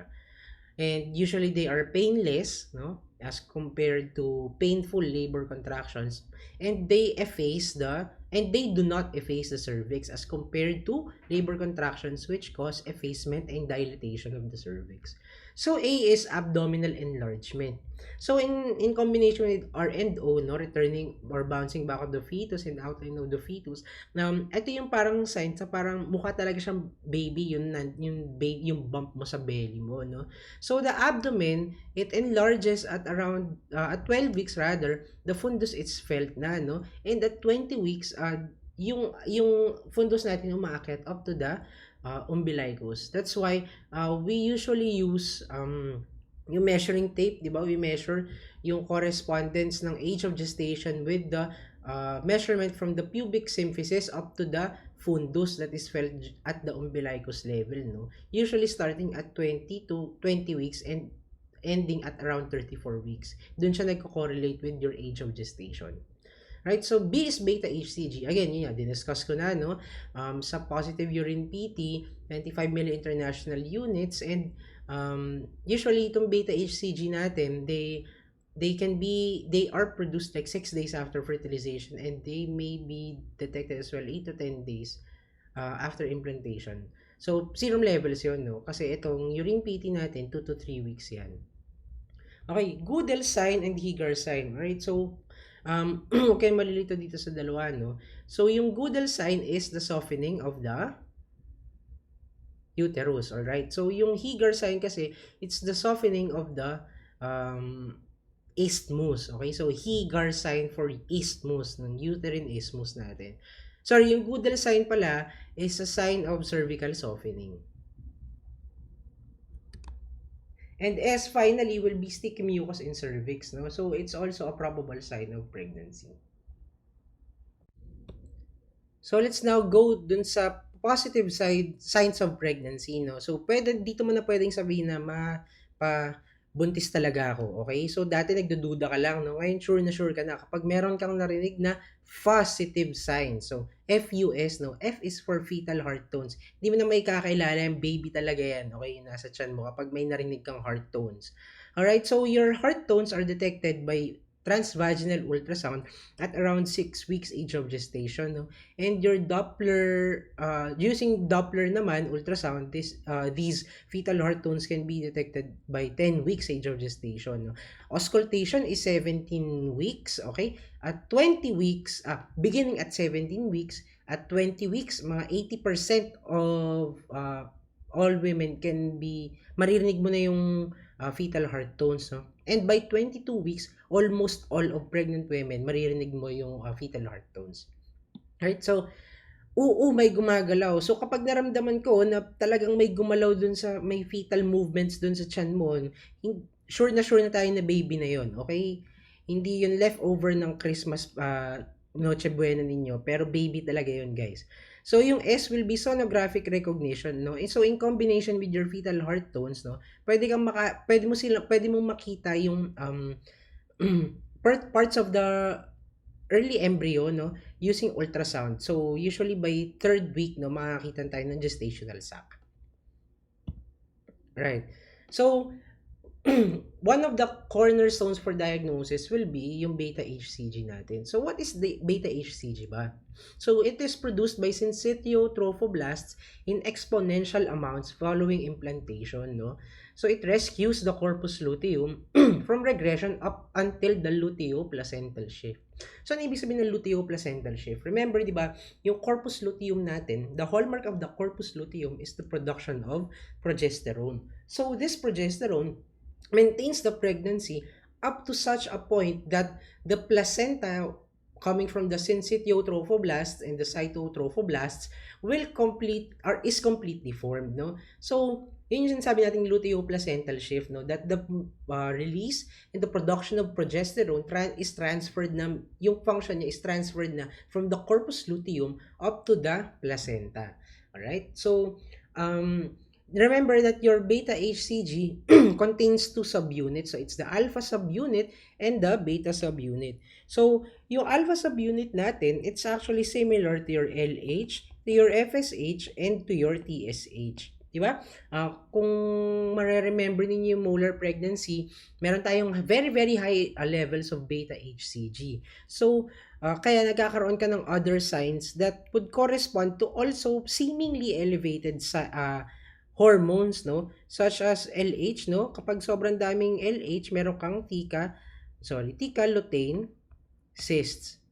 And TSH will be hyperthyroidism. So yung dalawang yan, kaya i-reiterate ko lang dito na yung structure of beta HCG is similar to these and to these hormones as well, no, as evidenced nga in molar pregnancies kapag meron kang thicalutein cysts or hyperthyroidism. So yung beta subunit mo naman, it is the basis for your pregnancy test, okay? Right, so after discussing na-diagnose natin na, iha, baka buntis ka talaga, no? So what changes will you be expecting in the gravid mother, no? So let's start first with the placenta. Now, the placenta is an organ that is produced, or rather that is created only during, after fertilization. No? It serves purely a reproductive function. So your placenta is comprised of the decidua, which is the maternal interface, the trophoblasts, which correspond to your fetal-maternal interface, and your fetal membrane layer. So that's your chorion and amnion. So together, no, parang it constitutes what we call the placental unit. So your placenta produces beta HCG. So as early as 8 to 9 weeks post-ovulation, post-fertilization rather, pwede ka na magkaroon ng beta HCG. It doubles up 1.4 to every 1.4 to 2 days, and it peaks at around 9 to 10 weeks, no, or 8 to 10 weeks, and it plateaus at around 16 weeks. Okay, so let's focus now on the female reproductive system, no? So the ovaries. Now, again, paulit-ulit natin to, no? The corpus luteum of pregnancy releases progesterone.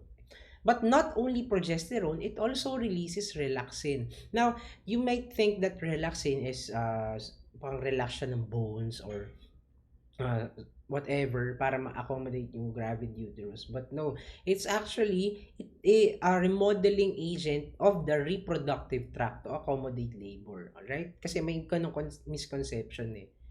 Right. So next, let's go to the uterus naman, no. So your myometrium hypertrophies during pregnancy more than hyperplasia, right? May isang question dati na Robbins yung basis, okay? So ang tanong is ano daw yung nagko-cause ng increase in the weight of the uterus? It's myometrial hypertrophy, all right? So hindi siya hyperplasia. Now, your outer layers, no, your longitudinal fibers, it's where the majority of your contractions occur that lead to fetal expulsion. Your classical CS, no, correlate lang, it cuts the outer longitudinal fibers where majority of the contractions nga occur. Thus, in subsequent pregnancies, no, magkakaroon ka ng increase in uterine rupture kapag classical CS ka. It's a risk factor for uterine rupture. Right, so your middle layer is important because it contains your vessels. Your vessels, no, it is configured in such a way na parang naka-surround sa kanya yung mga fibers, no, ng muscles para pag nag-contract yan, maiipit nila yung vessels. Alright? Pag naipit nila yung vessels, no, hindi na it will stop blood flow and it will prevent excessive postpartum hemorrhage. So yung inner layers natin contains the sphincters, and the inner layer is the weakest layer among the layers of the myometrium. Right? So, recap lang, no, yung uterine size natin, 12 weeks, just above the symphysis, then up to 20 weeks, no, it accommodates up to the umbilicus na. It reaches the maximum height at around 36 weeks, no, but it goes down a little bit pagdating ng 40 weeks. Bakit kaya? Tingin nyo. So, after 4 weeks, no, from 36 weeks, bumababa siya kasi nagkakaroon ka ng formation of your lower uterine segment. Alright? So, bumababa yung baby, di ba? Kasi numinipis yung ilalim, bumabagsak siya ng konti. Right?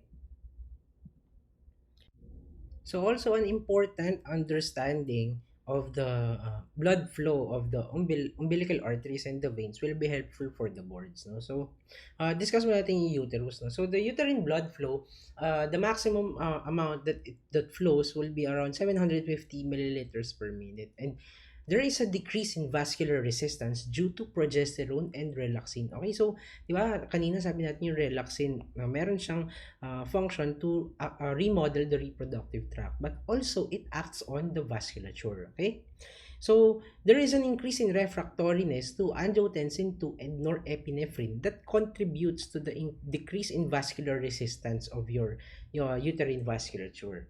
Now, meron tayong umbilical vein dito, umbilical artery, and umbilical cord. Right, so natatandaan ba kung ano yung tamang blood flow? So, deoxygenated blood, no, goes into the umbilical artery. Okay, tatandaan ninyo na deoxygenated blood is the artery. And oxygenated blood coming from the placenta is coursed through the umbilical vein. Okay, please huwag kayo malilito dyan, no? Deoxy is artery and oxy is vein. Okay, for the purposes of the umbilical vessels lang naman to. Alright, this also comes out in the board exam. So after the uterus, so let's discuss naman yung cervix. So we have several changes that have been discussed by Williams, no, such as the Arya-Stella reaction. Now, your Arya-Stella reaction is a loss of your polarity of your cervical glands, no, that and also pleomorphism. Kung nakikita niyo, magkakaiba-iba yung itsura nila, no, and also intraluminal budding, yung mga yan. So these changes, no, might look like parang malignancy sila, malignant process, pero pag tinignan niyo history, buntis lang pala siya, no. So it's a normal physiological finding. So another will be the proliferation of your cervical glands, no, allows for the formation of your eversion, no. So ibig sabihin kasi sa sobrang dami nila, parang nag-evert na sila outward. And also these glands, no, since they multiply na very very highly, so nagkakaroon sila ng production of yung tinatawag natin na mucus plug. Okay, so di ba, significant yung mucus plug kasi once natanggal yung mucus plug, poop, ibig sabihin baka mag-start ka na ng labor. That is what we call the bloody show. So next will be yung fluid, no? So yung cervical mucus rather. So when you spread yung cervical mucus natin, no, when you spread it on a glass slide, you observe it under the microscope. It is characterized by poor crystallization. So yun yung tinatawag nating beading that occurs during due to the effects of progesterone. Pero kasi once your amniotic fluid, no, it mixes with the cervical mucus, and then you spread it on the slide, tapos observe mo under LPO, you will see ferning. That is due to the effects of your estrogen. So what happens is your cervical mucus, it crystallizes and into an arborization like pattern, no, that is characteristic of your estradiol effect. So next will be your skin and breast changes. So meron tayong iba't ibang changes brought about usually by yung tinatawag nating MSH, no, itong linya nigra and your melasma. So itong dalawang ito, that is due to the increase in melanocyte activity. So makikita niyo yung linya nigra ito, tapos ito yung melasma, no, yung mask of pregnancy. Now, your estradiol increases, di ba? So, your estradiol leads to spider angiomas and palmar erythema. So remember kasi yung estrogen natin, it is also an angiogenic factor, no? So nagkakaroon ka ng increase in the vasculature. That's why you see certain manifestations such as yung vascularity ng spider angioma and yung increase na blood flow dun sa palmar erythema. Also, yung breast natin changes as well, no? So, it enlarges kasi syempre nag-hypertrophy and nag-proliferate yung mga mammary glands. It naturally enlarges, but not so much, no? Once you have an excessive enlargement of your breast, that is what we call your gigantomastia. So, the treatment for gigantomastia might need postpartum surgery or minsan, conservatively, bromocriptine. So, colostrum is produced actually during the first few months after pregnancy, no? During pregnancy. So, ang difference nun, it is expressed from the nipples by the second postpartum day. So, remember, no, it is produced at first few months, pero it is expressed by second day postpartum. Right? So your glands of Montgomery, these are hypertrophic sebaceous glands naman, no? That also increases during pregnancy. Right? So let's go to metabolic changes. So the caloric equivalent of eating during pregnancy, it's about parang 1.15 person, yung sabi ni Blueprint, sa pa-specific, no? And the caloric requirement is increased by 300 kilocalories per day during pregnancy and up to 500 when breastfeeding, di ba? It's a good way to parang exercise daw yung breastfeeding, sabi nila. So, the breakdown naman, no, it needs around 85, 285, and 475 kilocalories per day. So, yan yung during the first, second, and third trimester. Also, your metabolic rate increases also by 10 to 20%. Siyempre, kasi meron kang growing fetus and also by your actions ng thyroid hormones, no? Now, for weight changes, no? So, most of the pregnancy gain is around 20 to 30 pounds. So, a smaller fraction of this weight gain actually comes from the metabolic, no, alterations that increase the accumulation for your water, for your fat, for your proteins. These are what we call your maternal reserves. So of course, yung kailangan yung weight gain, magkakaiba for overweight and underweight women. Ito pre-pregnancy weight to, ha. So overweight women should ideally gain 15 to 25 pounds, while underweight women should ideally gain 28 to 40 pounds. No? Overall, no, yung mean weight gain will be around 27.5 pounds. So yan yung kay Williams. Also, no, this is important, no, your physiological changes as well. So, your carbohydrate metabolism is characterized by three important aspects, no. That is mild fasting hypoglycemia. Second will be postprandial hyperglycemia, and third will be hyperinsulinemia. Now, your mild fasting hypoglycemia, it's consistent, no, with the pregnancy-induced state of peripheral insulin resistance. So, yung purpose lang naman ito, essentially, is to increase yung supply ng glucose towards the fetus. Alright? So, one key feature also will be accelerated starvation. Narinig niyo na ba yung accelerated starvation?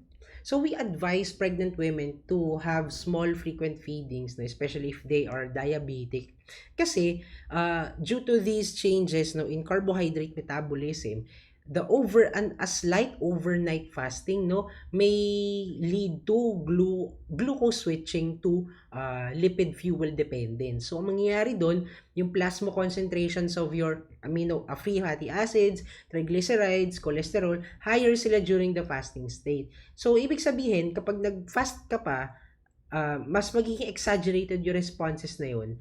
So, magkakaroon ka ng ketonemia, and that might lead to diabetic ketoacidosis. Alright? So, next will be yung protein metabolism natin. So, there is a total of, sabi ni Williams to, there is a total of 1,000 grams na total protein increase. Kalahati nun to the fetus, and kalahati nun is added to the uterus as a contractile protein, no? Para syempre mag-increase yung force of contraction niya. So, amino acids are higher in the fetal compartment. Well, definitely because the fetus needs a supply of amino acids for as building blocks for growth. Also, there is a positive nitrogen balance. So, ibig sabihin ng positive nitrogen balance, nag-gain ka ng protein. Right? So, for the fat metabolism naman, there is hyperlipidemia, no? And fat accumulation until the second trimester. Now, theoretically, this might be a concern, no? Lalo na kung coupled with elevated plasma levels of cholesterol and triglycerides, as what we've discussed here, no? Pero, remember kasi yung estrogen natin kasi, it is vasoprotective, no? Also, there is an increase in HDL cholesterol that inhibits your LDL oxidation and thus protects also the endothelium. Now, your fat accumulates until the second trimester and storages decline in third trimester. Now, for your hematological changes, your plasma volume increases by 50%. So, this is what we call the hypervolemia of pregnancy. The increase in the metabolic demand, the increase in volume, plasma volume, allows for an increase in metabolic demand. Also, a protection of the fetus against impaired venous, for the fetus and the mother against impaired venous return, and also protection from blood loss during delivery. All right. So, your RBC volume also increases by 20 to 30%, no? So overall, yung combination nila, dahil mas malaki yung plasma volume increase as compared to your RBC volume increase, that will lead to what we call the physiologic anemia, diba? Of pregnancy.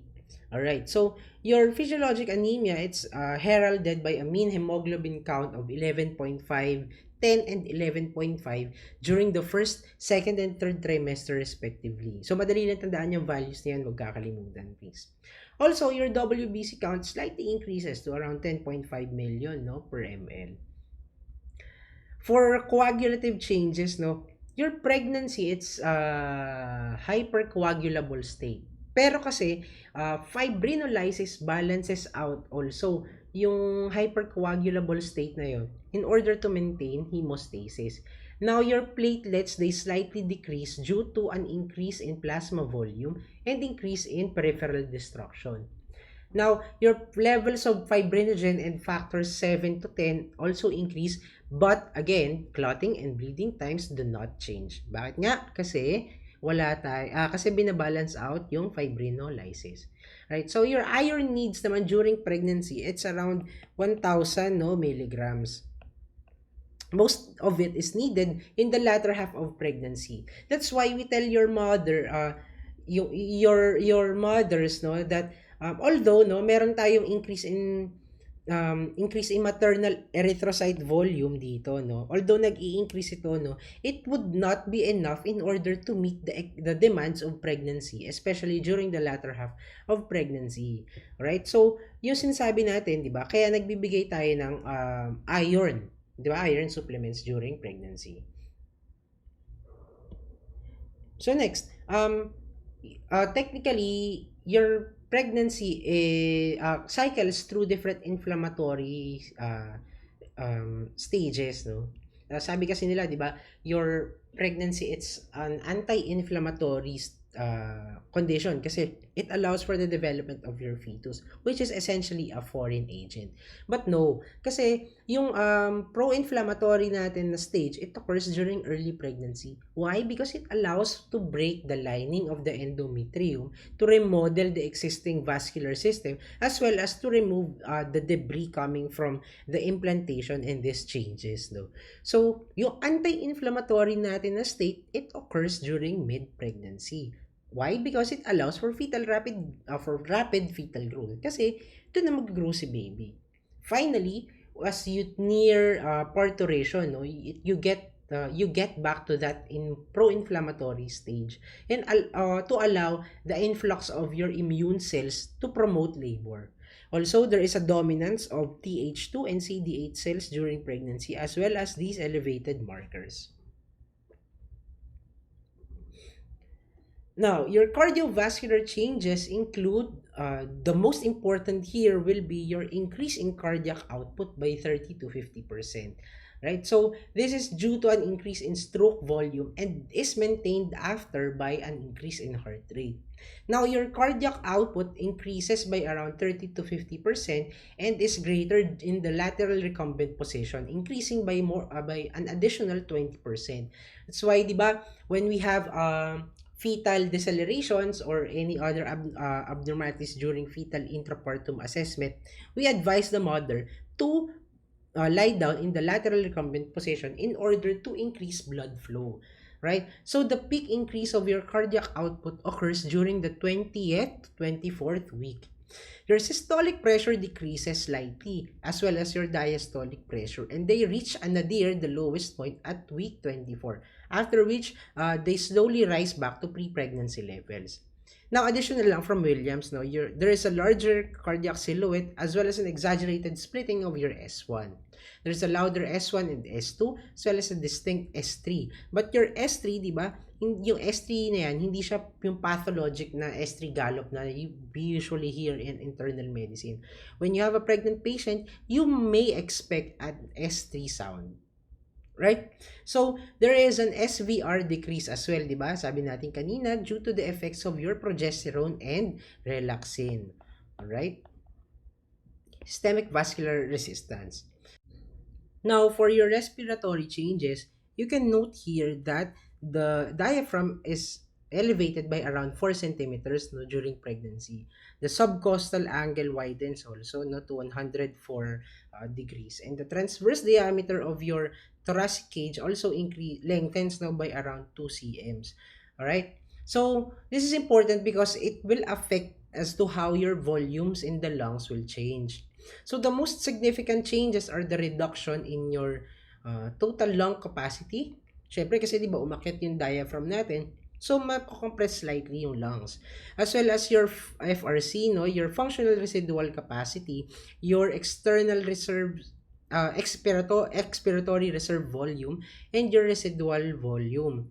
So ngayon, yung changes na to, no, it's coupled by an increase in your inspiratory capacity and an increase in tidal volume, right? So, your auto consumption increases also by 20%, no? Because all of due to all of these changes. So, the physiologic dyspnea also occurs because there is an increase in the tidal volume, no, that lowers the blood partial pressure of carbon dioxide ever so slightly. And paradoxically, it causes dyspnea. Right? So, tandaan nyo, itong changes na to, these are important. Now, as for your renal changes, your kidneys increase in size and the ureters dilate more so on the right than the left during pregnancy.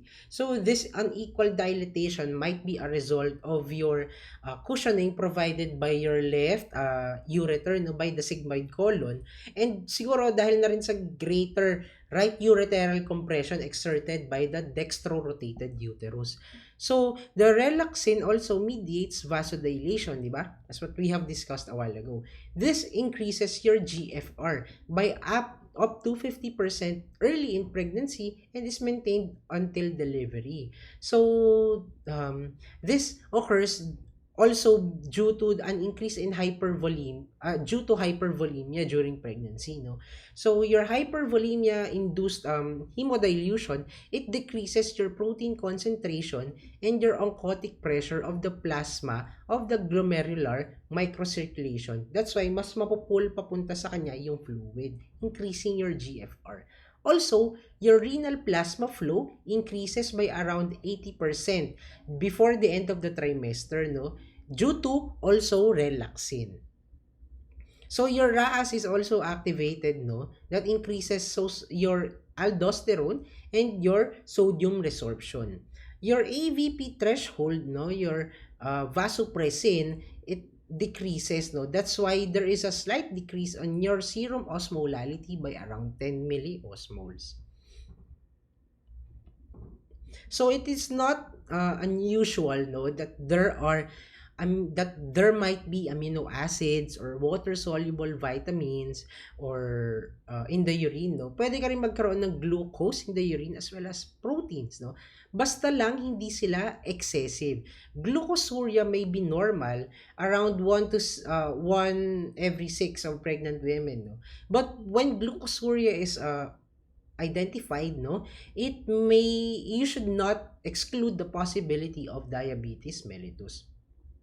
Now, your proteinuria, no, the mean 24-hour excretion for all trimesters is around 115 milligrams and the upper limit is around 260 lang.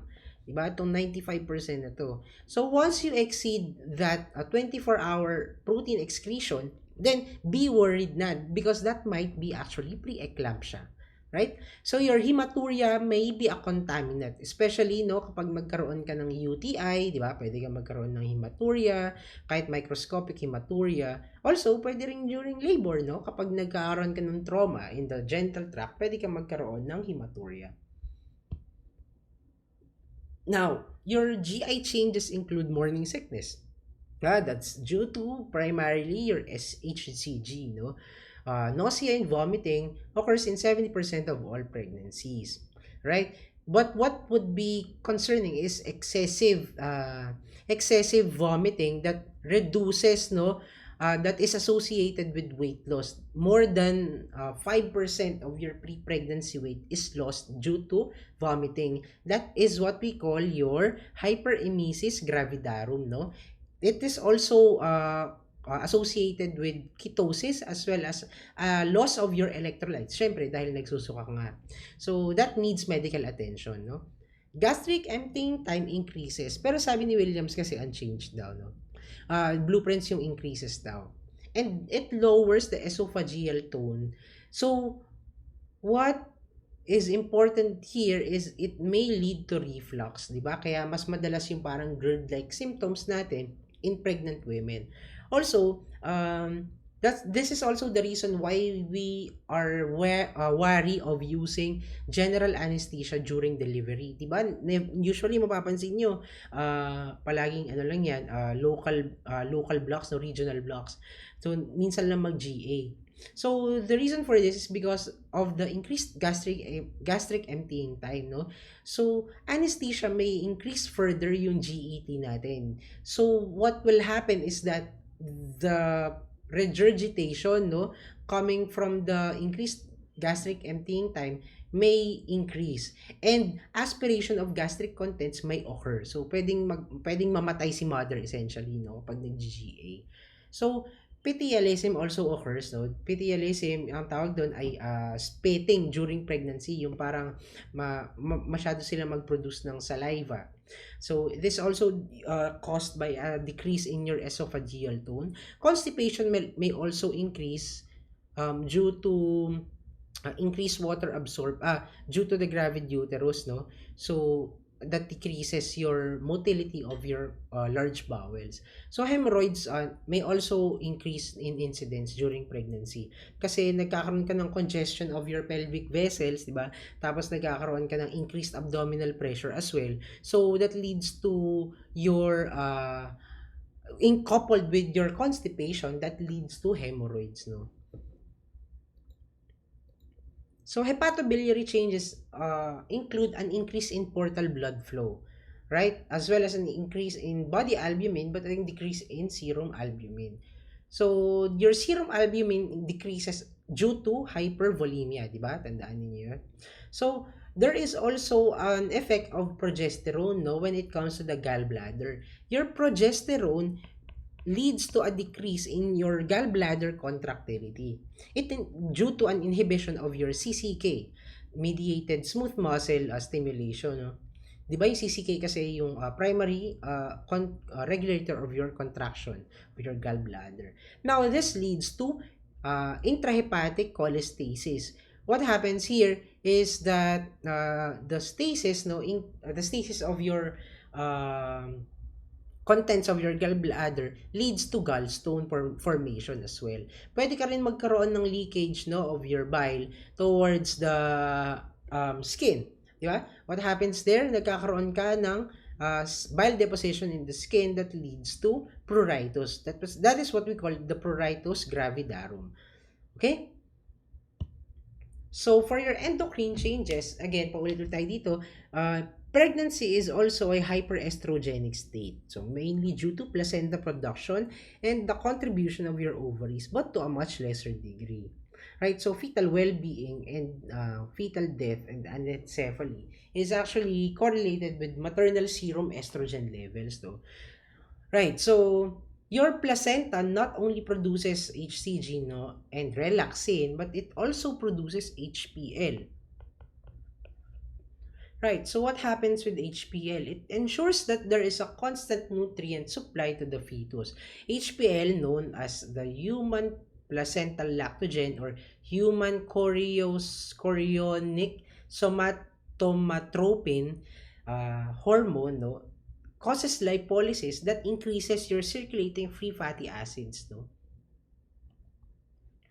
So pregnancy is considered a euthyroid state, all right, despite the subtle changes in thyroid hormone production. So remember, your free T4 and T3 remain constant, right?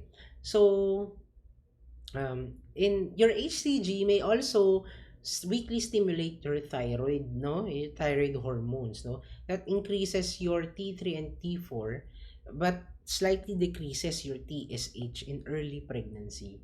Alright, so ang important dito kasi, no, meron kang decrease in TSH, baka makamiss out ka ng diagnosis of your hyperthyroidism, right?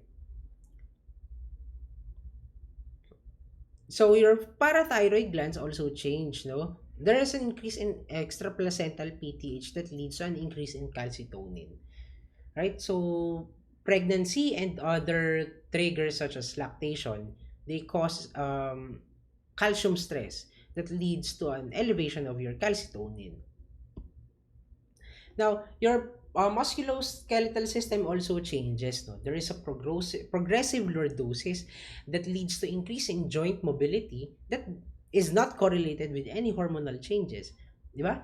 Kasi sabi natin, yung relaxing, baka changes yan in the bones. Pero no, it does not correlate with any hormonal change. But rather, it is due to a shift in the center of gravity brought about by your gravid uterus. No? So, there may be associated anterior neck flexion, no, and shoulder girdle slumping, so parang nakaganon, which produces traction on your ulnar and median nerves. That's why this progressive lordosis may lead to also carpal tunnel syndromes. Okay. So finally, for your maternal adaptations in pregnancy, let's discuss some miscellaneous topics on the central nervous system. So your memory decline, nagkakaroon sila ng observed memory decline usually in the third trimester, no? But it resolves after delivery. There might be also a decrease in intraocular pressure during pregnancy that is attributed to an increase in outflow of your vitreous humor in the eyes. So, ang mangyayari doon, magkakaroon ka ng decreased corneal sensitivity. So, parang kahit meron ka ng fitted glasses before, no? Kapag nabuntis ka, parang bigla sila lumalabo. So, that is physiological, no? You may also observe during fundoscopy, no, Krukenberg spindles. These are brownish red opacities at the posterior surface of the cornea. So finally, no, there is a disruption in sleep patterns, no, that may occur as early as 12 weeks age of gestation and may persist up to 2 months postpartum. So the greatest disruption of sleep is encountered in the postpartum period, okay? So hindi during pregnancy. This may actually contribute to what we call the postpartum blues. All right? So those are the maternal adaptations in pregnancy. After your diagnosis of pregnancy and discussing the maternal adaptations in pregnancy, let's now proceed to parturition. So your parturition, or your bringing forth, no, of your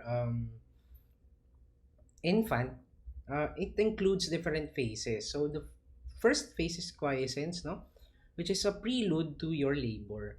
So next will be preparation for labor, which is activation, then stimulation, and finally recovery or involution. No? So it's important that to note that the phases of parturition must not be uh, must not be confused, no, with the clinical stages of labor. Yung first, second, third stage of labor, no. Kasi yung mga stages of labor natin, kasama na yon doon sa phase 3 ng parturition, which is your process of labor or your stimulation. Now, to allow for parturition to occur, three processes must be first completed. No, first will be anti-maintenance. No, so it's a functional loss of your maintenance factors of your pregnancy. Next will be the promotion of your pro-parturition factors. Finally, your fetus will be the initial signal for parturition commencement. Your uterus, no, even before implantation, there is a remarkable effective period of myometrial quiescence, no. So this normally comprises around 95% of your pregnancy, and it's characterized by your smooth muscle tranquility, no, with maintenance of your cervical structures integrity. So remember that your myometrium is not permanently differentiated, and it's ready to adapt to environmental changes. So itong mga ang nakalagay dito na factors, no, these are the changes naman that occur during parturition, no, that allows for your uterus to contract more effectively. So one will be the degree of muscle shortening with contractions is greater than striated muscles. Next, the forces in your uterus are exerted, no, in multi directions. Next will be the plexiform arrangement of your muscle fibers, no?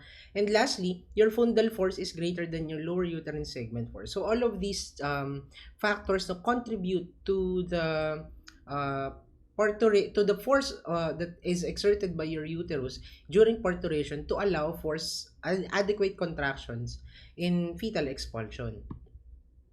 So also, your cervix is important, no, because it maintains yung barrier function natin, no. And we have a term called cervical competence, no. So remember that in cervical incompetence will lead to preterm birth and parturition.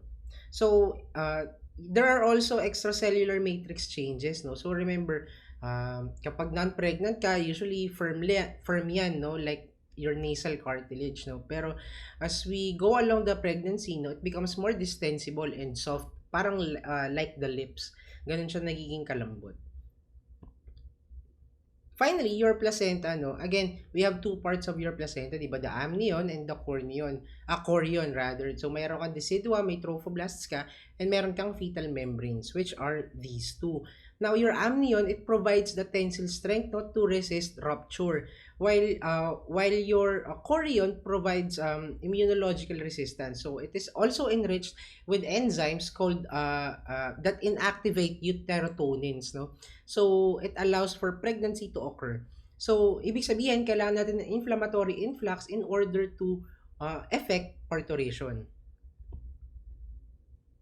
Okay, so your quiescence, no, your uterine quiescence, it's a diminished intracellular crosstalk between your myometrial cells. So that leads to decreased intracellular calcium level. So remember, di ba, your calcium is your major cation for muscle contraction. So other factors that maintain quiescence also will include yung maintenance, no, of your hyperpolarized membranes, as well as your activation of your endoplasmic reticulum stress response. Now, your ER stress response, it promotes your caspase 3 activation, which therefore degrades connexin 3 and actin, no, which leads to quiescence. So, ibig sabihin, kapag nawala yung pag nawala yung endoplasmic reticulum stress response natin, magkakaroon ka ng upregulation of your uterotonins. Now, some of the molecules that are involved in your uterine quiescence will be estrogen and progesterone, definitely, no, because they increase yung CAMP levels, no, that allows the modification of your myometrial ion channels. Next will be your BKCA channel that maintains electronegativity, no? Maintains an electronegativity. Then next will be your connexons, no? your connexin 43. So, connexin 43, the downregulation of your connexin 43 prevents myometrial synchrony. Right. So, other molecules would also involve caspase 3. So, yung caspase 3 natin, again, di ba, dinedegrade niya tong um, dinedegrade niya tong connexin 43, di ba? So, it promotes uterine quiescence. Now, again, di ba, sinabi natin na prolonged endoplasmic reticulum stress response promotes caspase 3 activation. Finally, we also have relaxin factor binding protein. So, that's your RXFP. Now, your RXFP, one, it binds to and it activates intracellular adenylyl cyclase, right? So overall, we can also expect that your prostaglandins are also downregulated. Okay, so these are some of the molecules that are involved in your uterine quiescence. So next will be cervical changes. No? Your softening, again, anong tawag dun sa cervical softening natin? That is your Gödel sign, di ba? Kasi yung Heeger sign natin is the softening of your um, uterine isthmus. So, in softening, your collagen cross-links are reduced, no? So, that allows for your extracellular matrix, no, to become more distensible, no? Lip-like yung parang consistency niya. Remember that softening is different from ripening. Okay? So, yung ripening nag-o-occur pa yan down the line during parturition na itself, during labor. And softening occurs during the entire pregnancy. Next will be hormonal contributions. Again, di ba, yung progesterone natin, it contributes also to your decrease in contraction-associated proteins. No? And therefore, progesterone withdrawal is, they theorized it as a necessary factor for bringing forth labor. Your estrogen, it promotes progesterone-mediated function to an extent. Pero mainly, progesterone talaga yan. Oops, dagdag ko lang pala. You have two different types of progesterone receptors, no? Your PR1, di ba? And your PR2. Now, your PR1 promotes inflammatory actions and your PR2 promotes anti-inflammatory actions. So, ibig sabihin, during maintenance of pregnancy, mas mataas to, di ba? Pero, kapag nagkakaroon na tayo ng labor, mas mataas naman na to. Now, in phase 2, no, your myometrium changes in order to awaken na, kumbaga, no, to prepare for labor. So, your myometrial quiescence that is suspended na, no, during the last 6 to 8 weeks of your pregnancy. And we also expect an increase in contraction-associated proteins, that is your connexin 43, your oxytocin, as well as your prostaglandin receptors. So, there is also a notable formation of your lower uterine segment. That is what we call lightening. So we also have cervical changes now occurring during your phase 2 or activation. Again, di ba softening is different from ripening. Softening, nag-occur yan during quiescence, but ripening occurs during activation. So in ripening, your collagen fiber diameter between your cervical fibers, so they increase as well as the interfibril spacing. So this is due to hyaluronan increase. So your hyaluronan, it's a space filling molecule, no, hydrophilic siya, that contributes to viscoelasticity and matrix disorganization. So since hydrophilic siya, no, nag-a-attract siya ng water, and this increases, no, the spacing between your collagen fibrils. Now, your prostaglandins also contribute by modifying the extracellular matrix structure as well. Again, di ba sabi natin that the fetus is the initial signal of your parturition, no? So, how does this happen? So, it occurs via 3 mechanisms that are hypothesized, no? One will be your endocrine cascade. Now, your cortisol, no, stimulates placental CRH production. And your CRH, it acts to increase myometrial calcium. So, ibig sabihin, pag nag-increase yung myometrial calcium, then mag-increase din actually yung contractions natin dun sa myometrium, no? Your maternal CRH is bound to this binding protein, no, during the quiescence, no. Pero during the later weeks of pregnancy, nagkakaroon ka ng decrease in levels of your CRH binding protein that increases your CRH and again contributes dun sa endocrine cascade. Now, your fetal lungs, they function, they mature, di ba, during as pregnancy progresses, no? And kapag naging mature na siya, parang nagiging signal din yun for possible delivery na of the fetus. Through the molecules SPA and PAF. Now, your SPA or your surfactant protein A, it's for lung maturation, but it also activates your myometrial contractility. Tapos yung PAF natin, it's also secreted by the fetal lungs. So it is a uterotonic as well. Another factor that contributes to parturition will be fetal senescence. No, your senescence-associated sterile protein (SASP). It causes sterile inflammation that weakens the fetal membranes. So all of these three mechanisms they contribute towards a possible delivery of the fetus. Now, kapag na-activate na, magkakaroon ka na ngayon ng production of your uterotonins for phase 3, which is stimulation. So, these are some of the contraction-associated proteins that are described in Williams. No? So, one is oxytocin. Yung oxytocin, maalala nyo yun, di ba? Para sa mnemonic na, para sa VOOBs, di ba? Kasi it is mainly for lactation purposes. Pero, it can also function to induce contractions. So, para sa boobs kasi this is produced in the paraventricular and supraventricular nuclei of your hypothalamus. So it is elevated during second stage labor to allow for contraction and in early puerperium and breastfeeding to allow for lactation. So oxytocin also promotes rather prostaglandin release. Now, what are your prostaglandins? Dapat alam niyo na to, no, from your pharma and other subjects. No, your prostaglandins, they increase in concentrations during labor, which activates contractions. So, there are also receptors for prostaglandin E2 and F2 alpha in uterus and cervix that allows also for extracellular matrix changes that allow for distension of your reproductive tract to allow delivery. Now, treatment of any preggy women causes abortion, no? Treatment with prostaglandins causes abortion or labor. Kasi nga, nagpo-promote siya ng contraction and nagpo-promote siya ng reproductive tract changes. Other uterotonins include endothelin 1.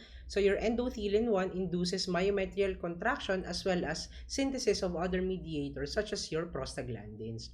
Your angiotensin 2, surprisingly, it also acts as a uterotonin, no? It natively binds, no, to your receptors that induces contraction. So during quiescence, there is refractoriness, no, to exogenous angiotensin 2. Now let's go to your let's break down phase 3, no, into several changes that occurred in your reproductive organs. So let's start with uterine contractions. So your labor contractions, no, in contrast to your Braxton Hicks contractions, they are painful and they cause cervical effacement and dilatation. Now, why are these labor contractions painful? So, one would be due to hypoxia of the myometrial cells. So, syempre, pag nagko-contract ka, nakukompress mo yung blood supply, leading to hypoxia and production of your lactic acid that leads to pain. Next will be compression of nerves. Definitely, when you trigger the nerve receptors in your uterus during contractions, they will trigger pain as well, no? Cervical stretching also induces pain. This is what we call Ferguson reflex, no? Yung cervical stretching that also promotes uterine activity. Finally, peritoneal stretching will also lead to painful labor contractions. So the soft lower segment of your uterus progressively thins out, while the firm upper segment progressively becomes smaller or thicken. Diba? Mamaya papakita natin, no? Pero habang during your contractions, diba? Ito yung uterus ninyo, yung forces ninyo nanggagaling sa fundo. So habang nagko-contract siya, hinihila niya pataas, no? So ibig sabihin, numinipis yung sa ilalim, kumakapal, and nagiging shorter yung nasa taas. Right? So there is what we call a retraction ring, no? I will show you this in the next slide versus the pathologic retraction ring of bundle. So, at least sabi natin na changes in your uterine segments. So, in your pregnant na term, no, makikita ninyo na uh, mas kumapal na yung taas relatively sa baba, di ba? Now, your active segment, it's above your physiologic retraction ring. Ito yan. This will now be termed your active segment and this will be termed your passive segment. Now, during a normal labor, nakikita ninyo, kumapal na yung sa taas as compared doon sa baba. Pero kasi, nangyayari pag meron tayong pathological retraction ring, naiipit. Naiipit yung pag-retract ng mga fibers natin. So, this may lead to dystocia. So, there is gradual elongation of the uterus as what you have seen no, around 5 to 10 centimeters. This is due to the increase in fetal axis because yung baby natin nagsi-straighten out yung vertebral column niya, no? So, ibig sabihin, napupush lalo yung upper pole ng uterus natin while yung lower pole is lalo na-thrust downwards. Kaya humahaba siya. Also, your longitudinal fibers become taut. So, parang mas nagiging batak sila. Nahahatak sila more effectively, no? So, yung lower segment natin of your uterus and the cervix are the only parts of that are flexible. And sila yung napupull upward and around the lower pole of the fetus. However, remember that most important force for your contractions and fetal expulsion will be maternal effort. Alright? Pero it does not accomplish much during stage 1. So parang excessive pushing pa nga during stage 1, no? During yung nagsa-start yung contractions, no, in the latent phase, no. This may actually elevate intrauterine pressures that may be harmful to your body, no. So yung to the fetus pala, sorry. So kailangan yung instruction natin sa mother, no, kailangan magko-contract yung abdominal muscles niya sabay doon sa kailangan mag-contract yung muscles niya sabay doon sa maternal effort to push, di ba? And the push that we say that we instruct to the mothers, no, this should be parang yung Valsalva maneuver, no, with forced respiration against a closed glottis. And sometimes giving the neck a little tug really helps, and then you can let go of it and it'll stay inflated.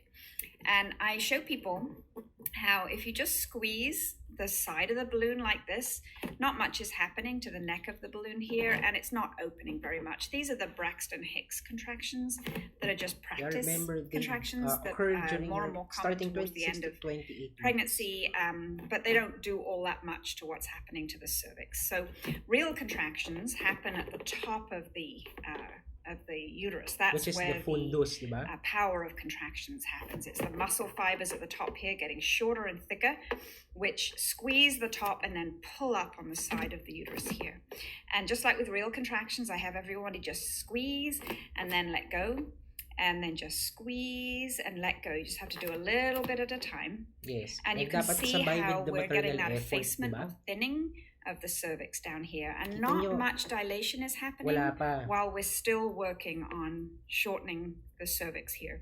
And this is a lot of the work that's going on in early labor. It's mostly about that shortening and less about the kasi pag dilation. nag-shorten na yung cervix and nag-thin out na siya, magsa-start na siya mag-dilate. Much more effaced, much more thin.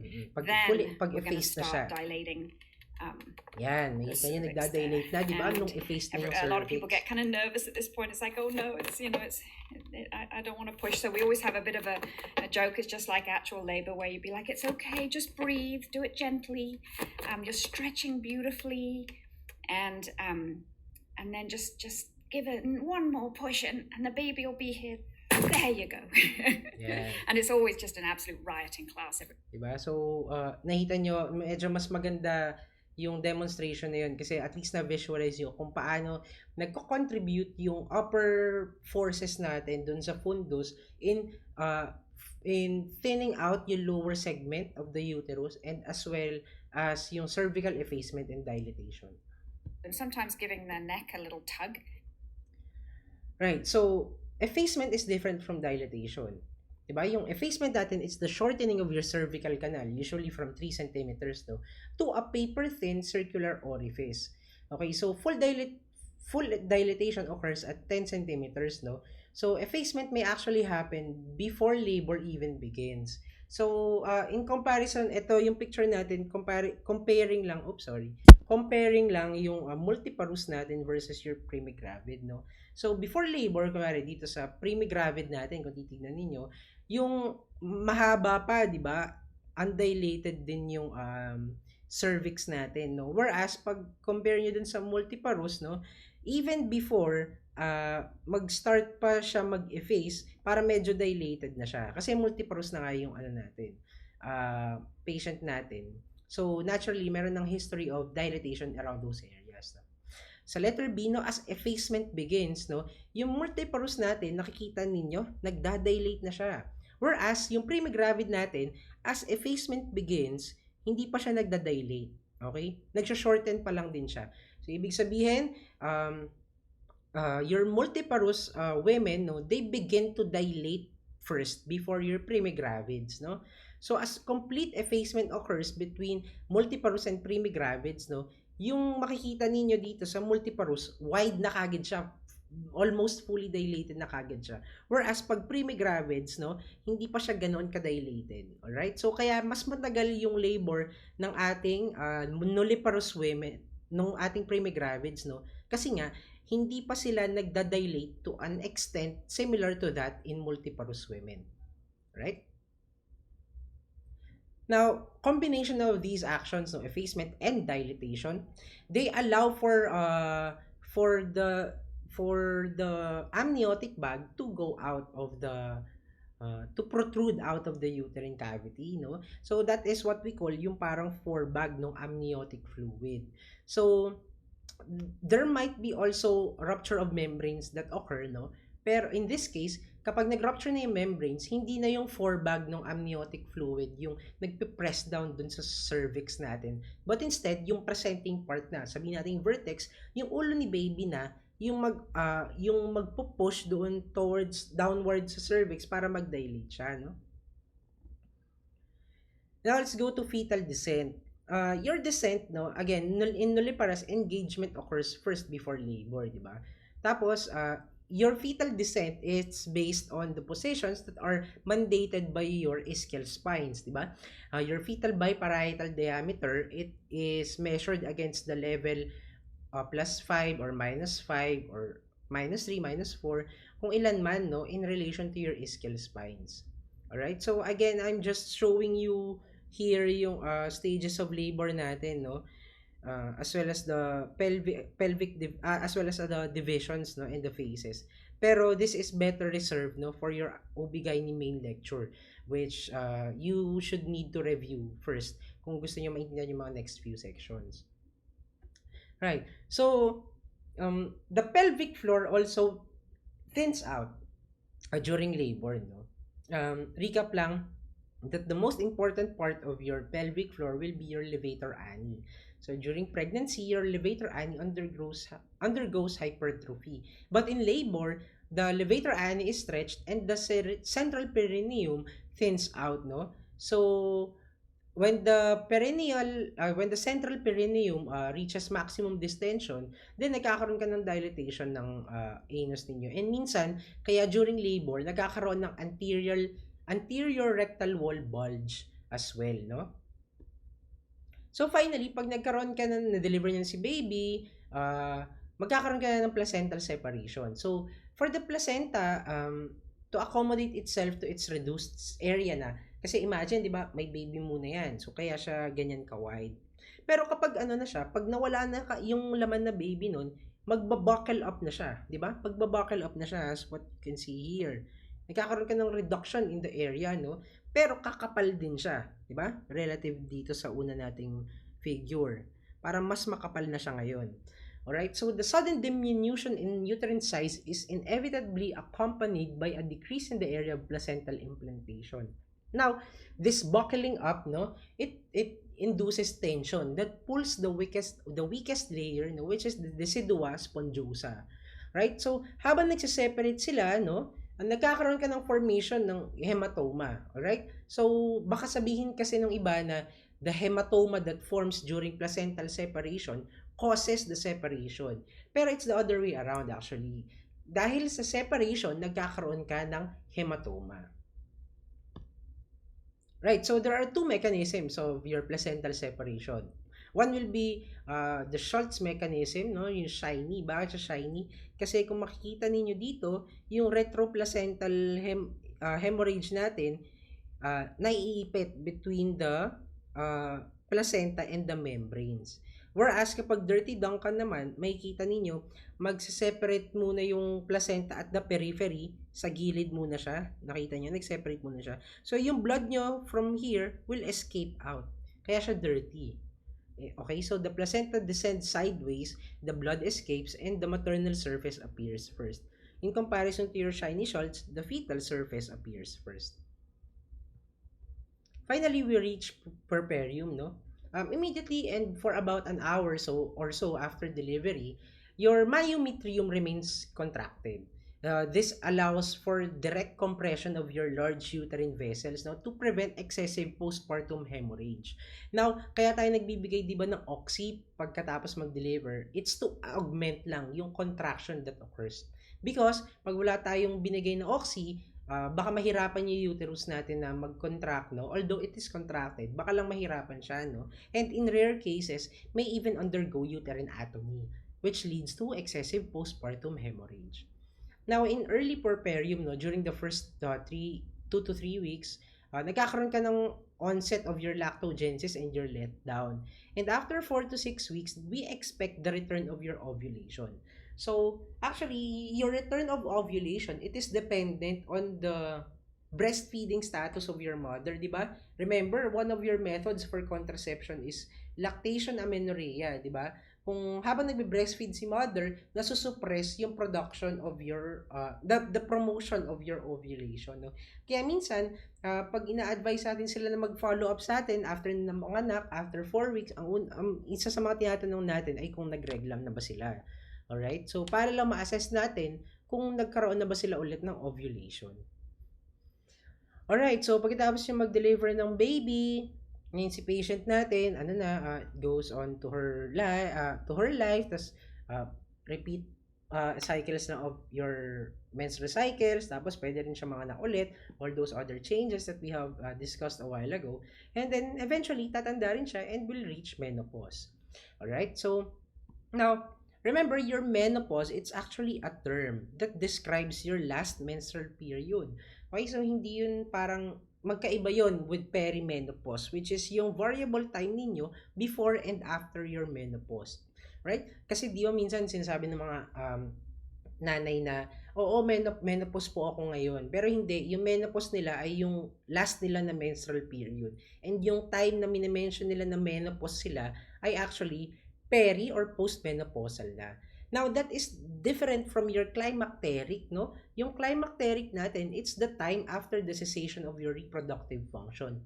Now, what happens in your climacteric period, no?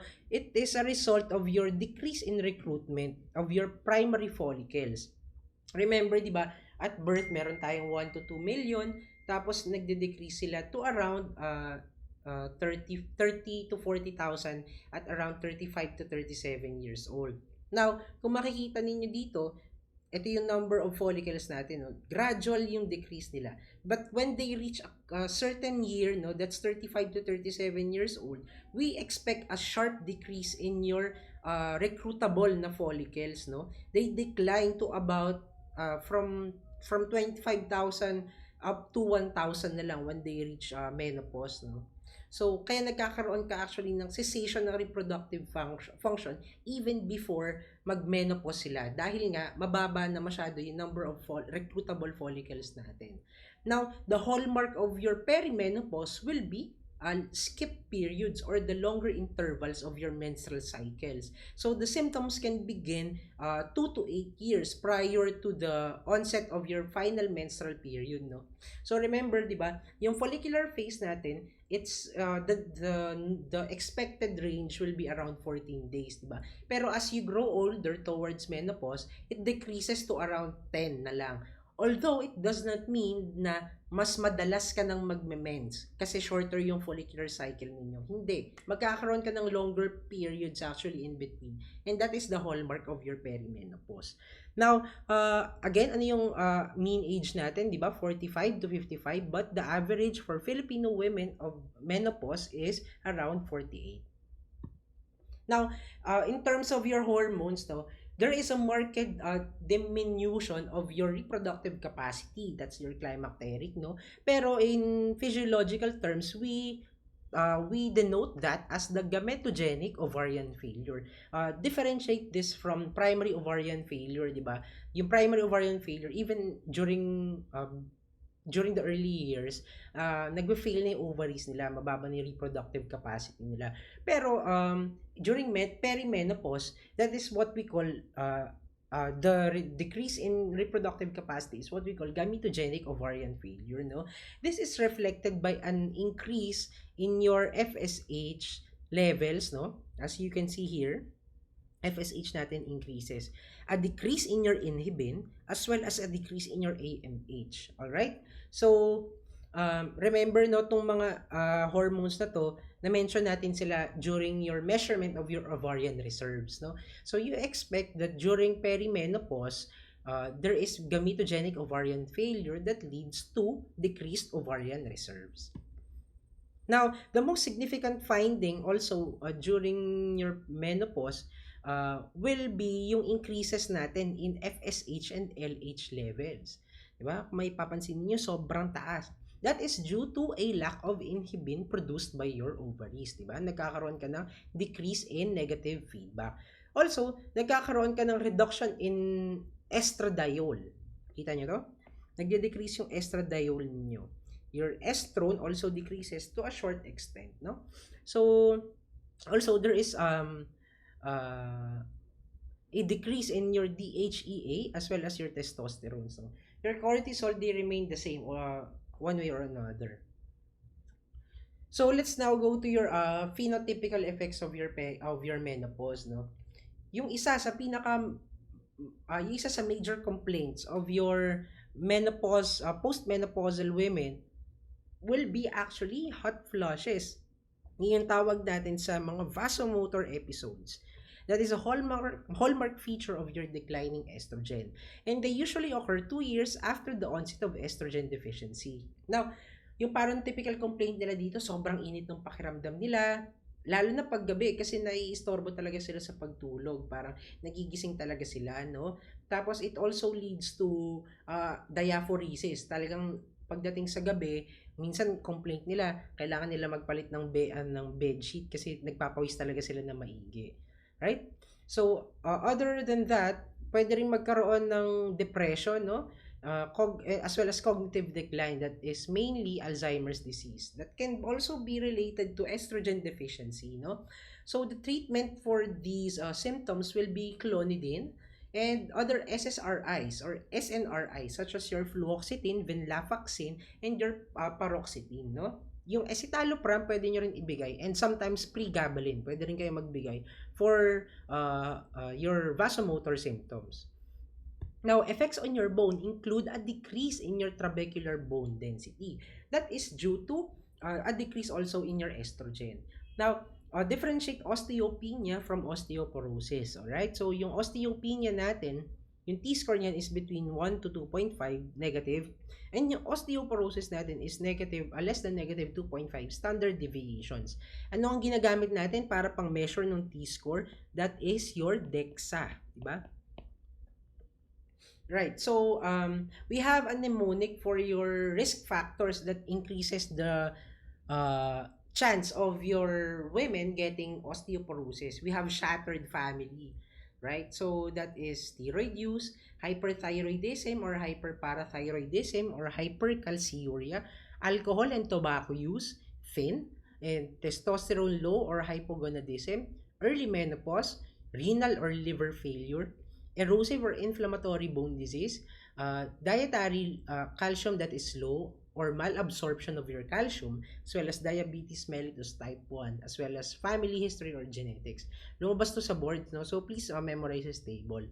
So, your treatments for your osteoporosis uh, may include bisphosphonates. Okay, so these are the only approved na treatments for your osteoporosis during menopause. No, you can also give SERMs. No, your selective estrogen receptor modulators such as your raloxifene, your tamoxifen. No, they are used naman for prevention. All right, so all of the other actually all of these treatment modalities mentioned here, these are all preventive treatments, no, for osteoporosis. But the one that is approved for prevention as well as therapy itself is your bisphosphonates. Okay? So huwag kakalimutan yun. What is your most complicated, most feared side effect of your bisphosphonates? That will be your osteonecrosis of the jaw. Okay? So tandaan yun, pharmacorelate yun. Right. So, cardiovascular effects. So, your estrogen, it is a vasodilatory and a cardioprotective compound, no, or hormone. So, it decreases your progression of your atherosclerotic lesions, no. So, kaya nagkakaroon tayo ng increase in LDLs, as well as an increase in the incidence of your coronary artery disease during post-menopause, no? And again, treatment for this will necessitate hormonal replacement therapy. Although this is not an absolute indication for therapy, no? Now, some of your changes, other changes in skin and other connective tissues, no? So one will be your uterine prolapse. So remember that there is a decrease in your collagen content of the structures that support your uterus during postmenopause. So those are your ligaments, no? As well as an increase in pelvic relaxation that leads to uterine prolapse. Now, your rectocele and cystocele naman, they also are caused by a decrease in your collagen in the endopelvic fascial tissues that support your vaginal walls naman, right? So, incontinence, lower urinary tract irritative symptoms, as well as your dyspareunia are also effects of your decrease in estrogen, no? Because there is an atrophy of your urinary tract lining and the loss of your ureteral tone.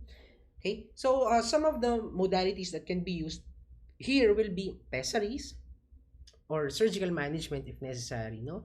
For your prolapse, anticholinergics, estrogen, and lubricants. Lubricants for dyspareunia and vulvogenital atrophy, no? Right. So, overall, no, these effects, no, yung genitourinary natin, tapos yung neurologic, yung bones, and yung cardiovascular, they can be managed, no? Yung symptoms yan can be managed with hormonal replacement therapy. Now, there are only certain indications, no, for your hormonal replacement therapy. So, they can be used, no, the only indication for your hormonal replacement therapy is your vasomotor symptoms, treatment of your vasomotor symptoms, or your genitourinary syndrome of menopause. Okay, so although other effects may also include reduction in your MSK pain, as well as reduction in mood swings and alleviation of your sexual dysfunction, no? And can also reduce urogenital atrophy and UTI. Now, for your urogenital atrophy, usually hindi systemic hormonal replacement ang binibigay natin, kundi local lang na topical estrogen, no? Also, HRT can also reduce osteoporosis-related fractures. Now, there are just some contraindications that are important to remember when you advise your patients for hormonal replacement therapy. Now, any current, past, or suspected breast cancer, no? Hindi tayo nagbibigay ng HRT. Kasi, your HRT, remember, it's estrogen mainly, di ba? So, when you have a history or a current breast cancer patient, your estrogen may actually stimulate pa yung neoplastic changes that occur in your breast and may worsen yung breast cancer, no? You also do not give HRT in estrogen-dependent malignant tumors such as your melanomas, no? Or endometrial hyperplasia. Now, There is a suggestion, no, usually when we give HRT, indicated for HRT, no, tapos meron kang EM hyperplasia, we also give a combination, no, we give an adjunct of your progestins, no, in order to counteract yung estrogen effects. So parang for endometrial protection, yun yung tawag natin doon, no. So also, it is also contraindicated, no, your HRT in vascular or hematological conditions such as undiagnosed genital bleeding or venous thromboembolism, as well as untreated hypertension, angina, and myocardial infarction, right? So actually, elevated estrogen levels, like severely elevated estrogen levels, is a risk factor for MI and CAD, no? So, possibly by promoting clotting and coronary spasm. That's why it's a contraindication for your HRT. We also do not give hormonal replacement, no, during active liver disease. Why? Because we might develop hepatic adenoma. Okay? Sorry, ito pala yun. Hepatic adenoma. Alright? So, it's a tumor, no, of the liver. Um, also, we do not give HRT, especially kapag meron kang hypersensitivity, definitely, di ba?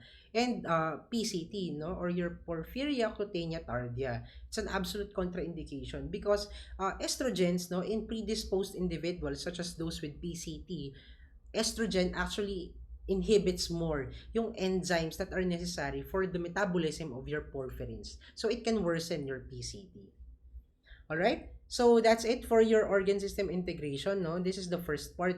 Okay, so Ma'am Shane, I believe, will give you part 2, no? That will be pathology, pharmacology, and microbiology, no? So I hope that you can implement and apply these learnings, no, from your part 1 to your part 2, and more importantly, to your board exams. All right?